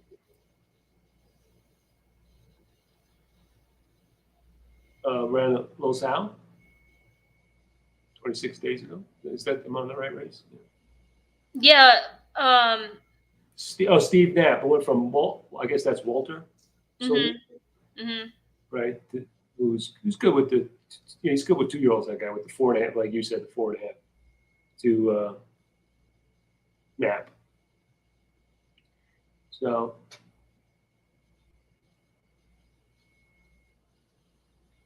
Speed at Del Mar today just had $10 try, top pace race 4, E2 sort. Nice, good hit. That was a great race to play. I played it, didn't hit it, but glad somebody did, because that was the right way to attack. Let me go back. 626.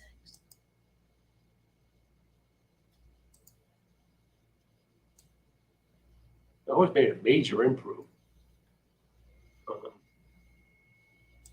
Yeah, I don't know if maybe he was in transitioning to that barn at the time.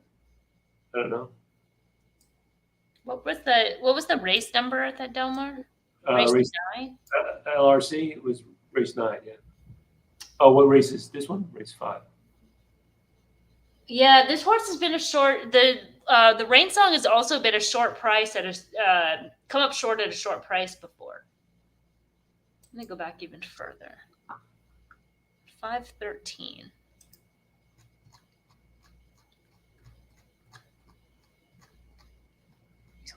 Because I'm the reason I'm looking at this back stuff is I wonder if I've clocked this horse before, and it's a horse that works really well and then doesn't run well.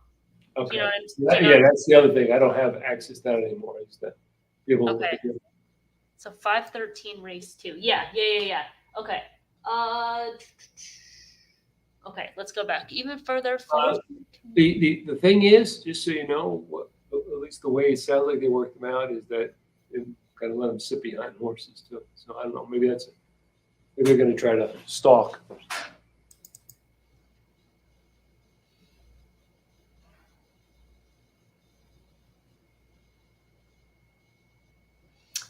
Yeah, I don't know. I mean, I guess you could use it just kind of in a nondescript race, and at least you're getting a price. The 6 is 4-1. This horse worked 10 flat at the OBS sale and has been trading really well. And McCarthy sent out a very live first-time starter that won at Los Alamitos recently. The Miller horse, the 4, we could be a little bit cold on. And then I thought the 8. What do they have clocking on the 8? I thought the 8 looked okay working. Yeah, B-. They got okay. Best of a team over Candy on top of Bravo and the Irons. Step forward, thinking turf at some point. Yeah. Well, a lot of Carla Gaines horses just kind of look turf. The Candy on top horse, I think, is either a 3-year-old or a 4-year-old. It's an older horse.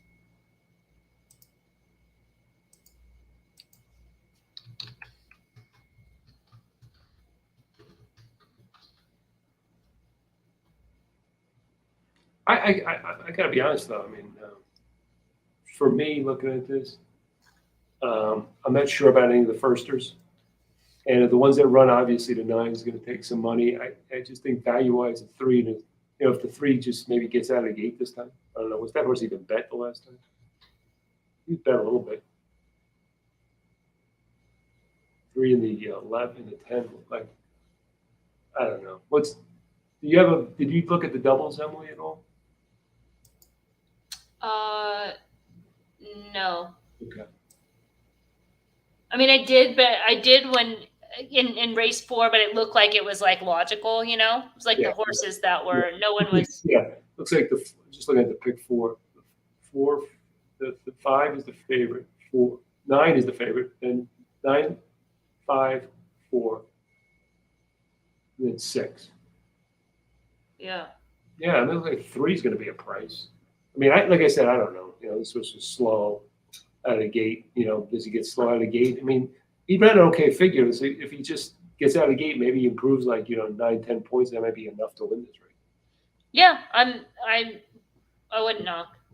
I'm just not, based on what I'm seeing, is like I'm not wowed by the what I'm seeing in the report for the first race. And the other thing I look at when I look at this is I look at when the horses that did where I think the first is, other than like when you're talking about Saratoga and Belmont, the big races and stuff, where you got certain barns, but like on typical 2-year-old races or 3-year-old races, I look to see like the speed figure for this race. The horses that run are pretty good, right? They're competitive. They're not subpar speed figures. So that right away would give me, would put me say the horse that run fast enough. It's not like you've got a bunch of slow horses you're running against. So that would because they have the experience, I would give them the edge first in a race like this. Unless somebody was working out of their mind or something like there was some highly touted horse, and there really isn't. So that's why I would be, 9 probably could win, but I probably take my shots with the 3 and the 10. At least try how to get them in there some way.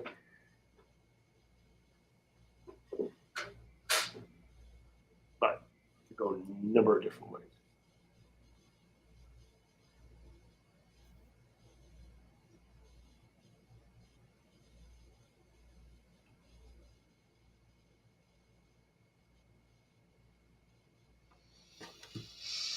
Four is wearing front wraps, which I guess isn't that uncommon for Miller, but Oh yeah.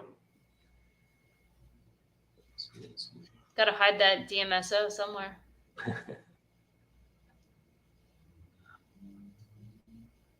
No.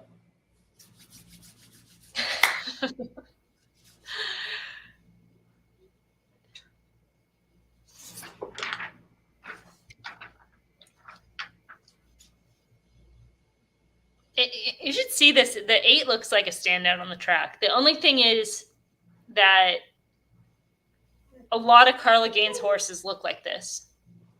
A lot of them run to their looks, but when we do the post parade, let's get some look opinions.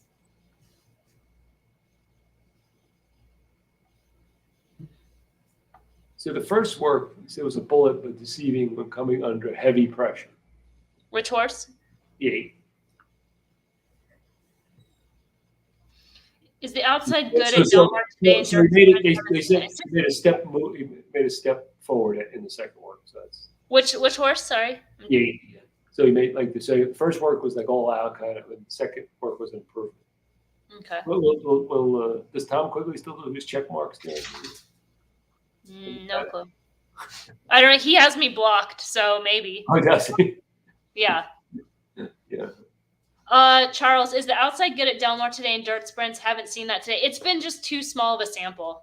I don't think it's good ever, but I wouldn't assign a profile today based on just the limited sample.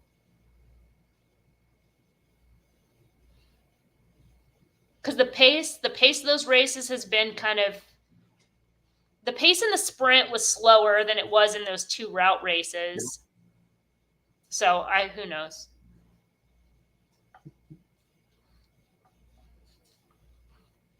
Hi, Frost. One more race and I'll take you out. The Froster. Frost. I don't know if we can't really see him. It's so dark. There he goes as he walks by. How's he doing? He's doing good. He has a scar, but considering it could have been worse. Right. We'll deal with the scar. How'd you do with the person? No, they've refused to pay, and I've like refused to. I just haven't made an effort to go to court. And my old neighborhood, there would be no court there. We would pay. Yeah. We would pay a visit to them. Yeah, that's sort of what I'm more used to be honest. Yeah, But yeah. Sick people. That's what a creep. Yeah. Do you still see him there? What's that? Do you still see him at that point? Or you don't go anymore? No, I haven't. No. We haven't gone back. Let me see. There's 3 on the track. The 2 looks crooked.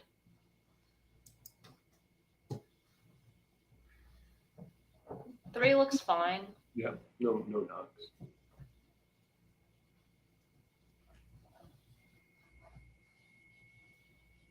The 4 looks like every other Peter Miller horse.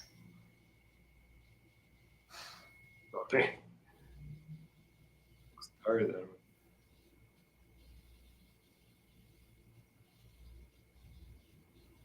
5 looks cheap. Yes. 6 is a little toey, but looks good otherwise. Smallish, yeah. Well, I only got to go 5 furlongs. 7 also cheap. All right. Little toey there. Yeah. It's come with his 8. See? It's good.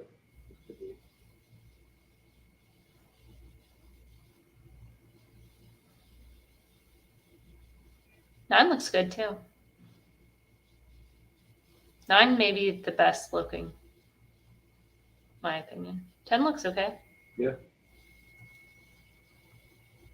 Oh, let's go 10 and 3.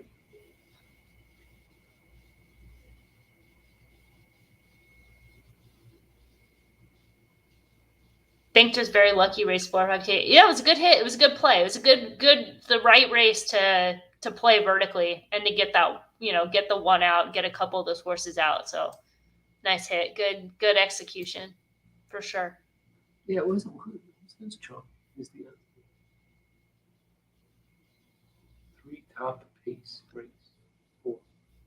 I mean, late pace, is that what he's talking about? Top. No, What do you mean? What do you mean by top pace race E2 sort? What does that mean? The second call, right? E2 would be like maybe the second call.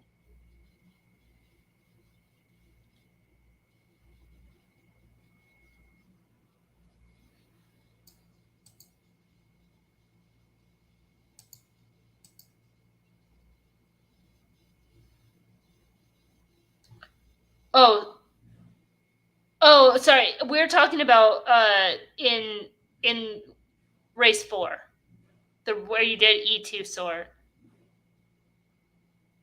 Yeah, I agree on the 6.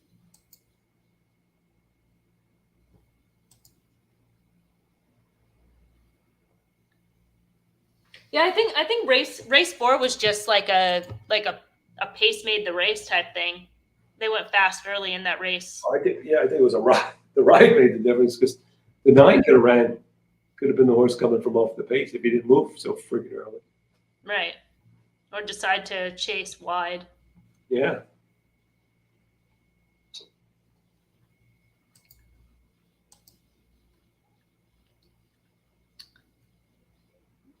I don't understand. Where are you doing E1 and E2 sort though? On Optix? I don't know what E1 and E2 sort is on Optix. That's right, isn't it? Oh, got lucky. Okay. That's good. That's a good thing to do. Wilson, I mean, looking at the race falling apart, it was quad 4. Yeah, 4. Yeah, it was 4 and 6 were the 2 squares. They were the late pace. Had the best late pace in the race.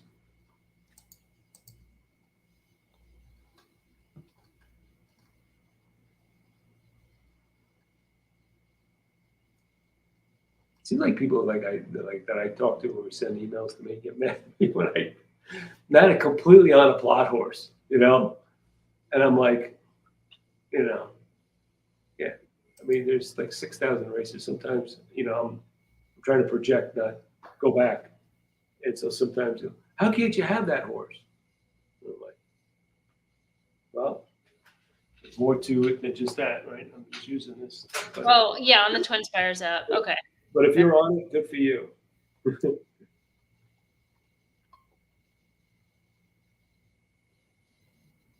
Yeah, I mean, if anything, I just think that try just like kind of overpaid. What did it pay?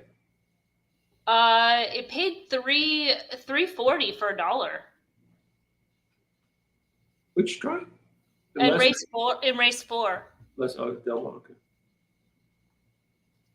Try that I really liked was the one at Belmont. Yeah. It's just kind of surprising because the horses were, I mean, the favorite ran out, but the 6, you know, given there was like the scratches and stuff. He's at 5-1, wasn't he? Yeah, it was like the second choice. The 4 was 8-1, which was like, you know, kind of a third choice. I just think they hammered the 1 and they hammered the 3 late, and it just floated everything else up. What was that 9 go for, like 18-1 or something? Great. 20. 20.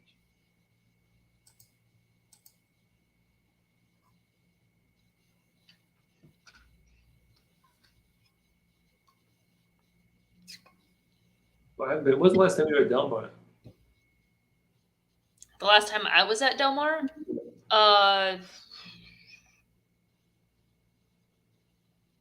couldn't have been before 2019. You were there after 2019 then?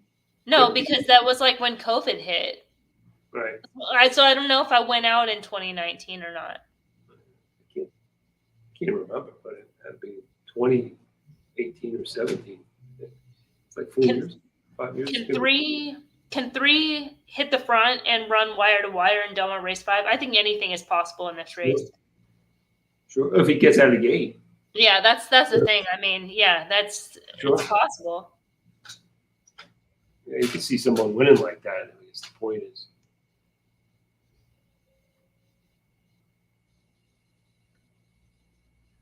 I feel like I don't know. I just have a feeling about that 3. Because usually Solis's horses are well meant those short sprint races. Yeah. And the fact they just didn't get out of the gate, and maybe he gets out of the gate this time, it's different. It's a whole different story. Well, I think what's interesting too is he's using Rispoli on a lot of these juveniles that I've noticed, which is not a rider he's used in the past. He usually uses Bays. Bays is usually like first call. Yeah, so I don't know, and they really haven't had much luck. So I thought this was a trainer switch. Oh no. No, the 10 was the trainer switch. Oh, okay, and Bays ends up on that 10 too. Yeah. But what I'm saying is Rispoli's been getting like on some of the other cards, like on Saturday and Sunday. Yeah. Rispoli's getting a lot of calls on some seemingly live looking first time starters for Solis. So maybe he's like the go-to rider right now. I don't know. We're gonna find out. 3 and 10 for me. Yeah. Who would you like again, Emily? Who's your no real strong opinion here. But I thought, as far as my main opinion here is I'm negative on the 5. Yeah. I think the 9. I think the 9 is fine. First time starters. The 4 I just don't know. After Miller's earlier run could be a little iffy, and the 6 and I think the 8 would be worth a stab. 3-10 with 3-9-10 with 3-9-10 8 4. 6, I mean. 6 is going 6. 6, yeah. Yeah, not 4, 6.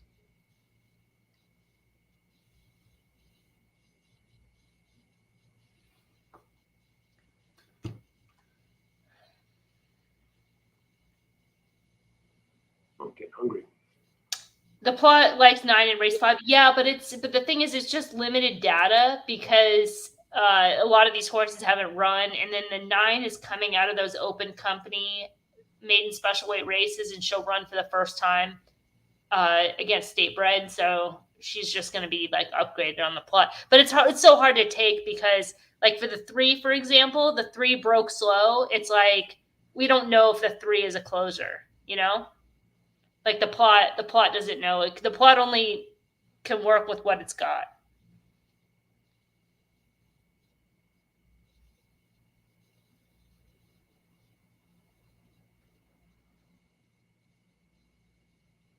Four popped. Miller. 3 got out of the game better today. The 9's. A little bit. I don't like the way the 3 moves. 3 looks kind of ouchy to me. The 6 is in traffic. The 6 is like almost going to be an excuse. No push. Traffic, no push. This looks like a match race.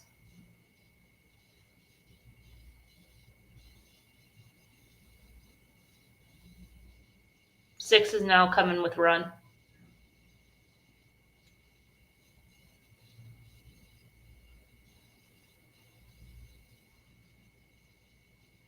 Six is the threat. 6 going to get him. 6 going to get him. He's going to get him easy. Whoa. That was a big effort. Big run. Because that horse was like boxed in for like the first 3 furlongs. Was like completely stuck in traffic. And like the rider was even like, all right, forget it. We're done cakes. And then was like, wait a minute. I have like a rocket ship underneath me. I just need to get to the outside and get into the clear. Game over. They were slowing down too, big time. Yeah, they were for sure. Yeah. Because the 5 even galloped out really well past those horses too. Yeah. The 5 needs a drop. I mean, it was like 13 and change. I think it was. So he came home probably normal time 6. It looked like 4 go. 6 went off at a great number too, 9-2. I did.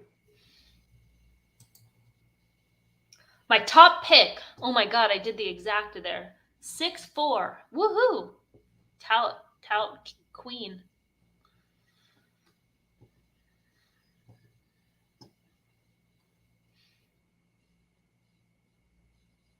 Yeah, Miller's on the watch list. Well, I guess the 4 ran good. Yeah, I mean, it was obviously it was a weak field. Yeah, I mean the 9 was a dud. 9 was a dud. 3, like you said, was a dud pretty much too. Yeah, that horse looked kind of ouchy. Like I didn't like the way that horse was moving. Yep, I think Solis if he's going to hit, he's going to get him early, and it's in the or the used to be the Hollywood meet. Then after that, he kind of fades. Yeah, I mean the 5 was like just kind of inside passing horses by default. It looked like the 7 and the 8 kind of had trouble early. I couldn't really tell. I'm gonna have to look at like the head on and from the gate, but like the 6 was just standout.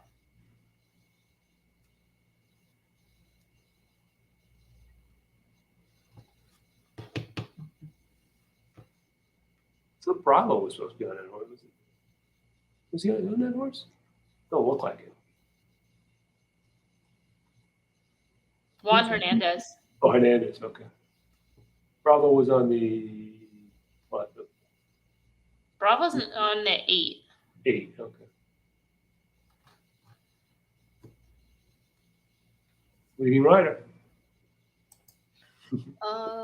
Right, Juan Hernandez. Do you want to go for the Oceanside Focus real quick or no? Yeah, let's do that. Okay. Then we put this into, and it's also a race of the day, so you can go to the race of the day. Click that. And then today's Friday. Mm-hmm. Click that.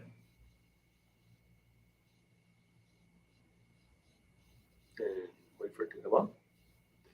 You can download it or whatever afterwards. There it is. So overall, you got really no edge. You're saying, kind of between the morning line, what you're thinking.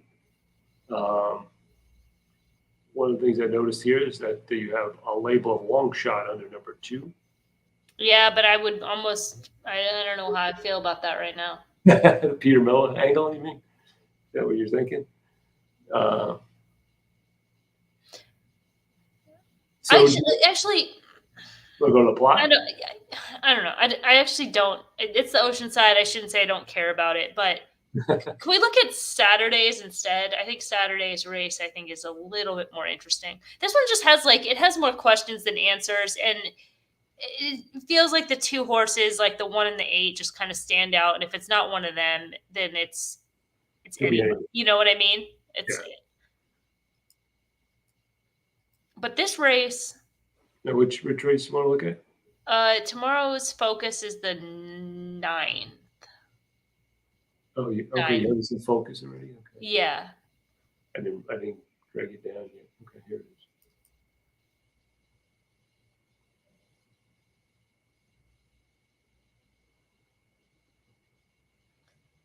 Okay. So this race. So I labeled it contentious, and can we pull up the plot real quick?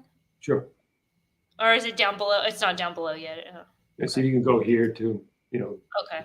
Change that, and then you click this, and you get the plot right from the same table. Sweet. Okay. Yeah, or the grid if you want. I'm just how you get in a routine, Yeah, I don't think you see that because you actually enter the stuff. You don't even see that table. Right.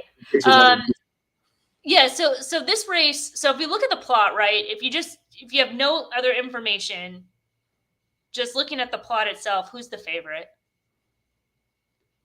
I'm thinking that 2 looks pretty good up there. The 3 be somebody. There's no clear-cut favorite to me. Right. Well, the 4 is listed as the morning line favorite. Okay. So the 4 to me is well, if you like the 4, then you could make a case for the 1 and the 6 as well. Sure. Right. It's just kind of one of those races. So I put it as contentious. So now we can go to the focus. Contentious. I think it is a spread race because it is kind of hard to kind of make a single. But as far as the 4, it's the 4 could certainly win, but I put the win odds, as fair odds as 5. It's a 3-1 morning line. It's just the type of horse that everybody's going to use because it's so contentious and so chaotic, and she feels safe. But right. She really should have won that last race. I know the horse that won as that Lone Star showed grit and fought back on the inside, but it's one of those runs where it's she runs up and then just kind of hangs. And she's done that a couple times. When it's inferior company, she can get away with it, and she's good. And Powell wins a lot of these races, but I just wouldn't be as strong on her, especially knowing that. The 7 and the 8 had a ton of trouble at the start in that race 5. Knowing that she's going to be used on a lot of the tickets, and as far as the 6, who's listed as 4-1, who's going to be the second choice, she's been below. She has those fast speed figures, but when she's in stakes races, she just doesn't show up with those big efforts. So another horse that I'm a little bit tougher to take as far as the short morning line. And then the 2 that you mentioned, I had a really hard time putting a number on the 2, because she just has that 1 win. The note, she was drifting out. She was all out to hold late. Looks more like a 1-turn horse, but maybe has a pace that I didn't know. I could be really off on that one. It's and then the 7 is going to get a lot of attention here. Just another one of those horses. D'Amato has 4 in here, but the red keywords are negative. The pace is hot, and it's kind of interesting too. So Powell has the 4 and the 11. And actually, Espinosa has been pretty good when he's on the 4, and he's going to ride the 11. So just for what it's worth, that just might be one to keep kind of on the radar. But the horse I thought was the most interesting was the 1. because she has the same plot as the 4. She's in that same position on the plot. The note last out. Yeah, the note. So she's second off. So she's second off the layoff, and just in terms of value. So, anyways, that looks like a good betting race. Yeah. So that's why I picked it. It's kind of so down here, what we have is I don't know if you haven't seen this, Emily. So yeah, I did. Yeah, so it just ranks like in order of like odds that are odds, not the morning line, and then we say which horse based on the morning line. But hopefully, at some point, we'll just get this where we're tied to the live tote board, so we can do a live one of these. But if you come back the next day and you have access to this report, we'll have the finish at final odds in there. So I think it's a little different way of looking at the same information, right? Just to get one of the things I look at here, because someone asked me about this cumulative probability. What is that? Well, probability of everyone winning is like 1 or around 1. With takeout, it's much higher. We try to get it closer to 1 than anything. And this is just like if you were playing exotics or you're playing multi-race bets. You want to say I want to cover at least 80% or whatever. It's just kind of another way of looking at maybe cut point. Where you're saying, okay, I think the top 50% are in these 4 horses. Or you can see how contentious a race is sometimes by looking at something like this. Sometimes 2 horses will take up 70% of the cumulative probability. Other times it's going to take in this case you got 6 horses. Okay, so just different way of looking at the same kind of information. I think sometimes it's helpful to look at that. And then if we can get like the live tote connection, you can see this real time where you can look at which horses have an edge or not. Which is not a lot in the case, but the way we do it is like because of making a line based on 1, you're not going to have a lot of overlays because we're taking into consideration the takeout. So when you see a green horse, like in this case, the 1 versus morning line, pay attention. Okay. Yeah. So anyways, that's up there just for people that are following Optics Focus. And then it has down there like sort of the reasons that we kind of got to the conclusion. Right? Yeah. Yep. Right. And I find that so helpful sometimes because there's a lot of times actually where I've kind of handicapped the race just how I normally do it. And then I go in and I do focus, right? And I start doing all this and I'm like, I totally missed this horse. Like this horse, just checks everything. Like it just didn't it didn't pop when I was looking at everything. And when I really kind of started to do it like one by one, I'm like, I was like, this is the winner. Like I gotta move this horse up. It's like a discipline, right? Because you have to go through all, like we have, people don't know what we do is we have like these kind of boxes and in each of these categories, in the categories of speed, pace, form, right, class, and then like suitability to distance and then trainer jockey, that kind of stuff. And so if you go through that, you're going to do the discipline, right? And go do your homework the right way. And to your point, I agree with you 100%. Sometimes it's like, it takes a little more extra time, but it's like what you need to do to handicap something thoroughly if you're going to bet it, right? You want to go through all that, and we do it for you, so it's right there. You can look at that information. And again, I'm not trying to essentially pick the winner. Two big things here. One, we're showing you how to apply our information, right, which is unique to us, and all those things that we talk about, like up in class, all have to do with information in Optics platform. So that's the first thing. And then the second thing is really to kind of show you, maybe kind of the next level of things. If it's not just about picking the winners, but, trying to create value and understand the concept of value. And, even though a horse, we may rank the highest, like in the case, Emily ranks the 4 highest, but that's not her, if she's probably going to be betting the race, she probably won't bet that horse. Now, she may include him in some exotics, but you're not going to bet that horse to win, most likely, right? So, well, that horse is probably not going to be 5-1. Well, no, I'm saying the horse is 3-1 or more line. So you see the edge is mine. It's red, right? So right, okay, yeah. Edge, right? So you're not going to bet that horse, right? So at least you're not going to maybe make a win bet on that horse because it doesn't need to be value. But so education on our stuff, how to use it, and also how to start thinking of races and picks, not in pick terms, but in how do I create value and what's value, what's not value. So that's really the idea behind Optics Focus. I'm doing it every day at Saratoga, you know, a couple races, 2 or 3, maybe 4 when I'm feeling good. We're going to do all the races in the Pick 5 for Monmouth. They're up there already, by the way. So you can go take a look. Again, you need to buy the silver plan to get it. But it's, again, we're adding value without adding price. And I think that's, again, what we've done, Emily, right? Since the beginning of the day, we've added tracks. We've added tracks for notes and plot. We've added this product. We've added features to our products. And since day one, we haven't raised the price. We just think we keep packaging it in the same thing. So, yeah, I think we just keep creating value for our users, and I think that's all about, right? All right, one comment and what we get on it. I love the stream. Thank you so much for taking the time to read it. Well, thank you for chiming in, and thank you for good hit, and glad that's gonna pay off for you. The plan is to do this every week on Thursday, so yeah. We're trying to do it. We're trying to do it on the regular, and maybe more. We'll see how it goes, but we'll at least commit to Thursdays regularly, both Saratoga and Del Mar through the summer.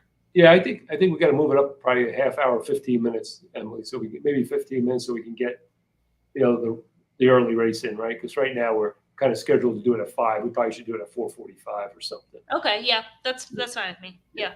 Okay. All right. Cool. That's it. It's a wrap, right? That's a wrap. Okay. Well, thanks everyone, and stay tuned.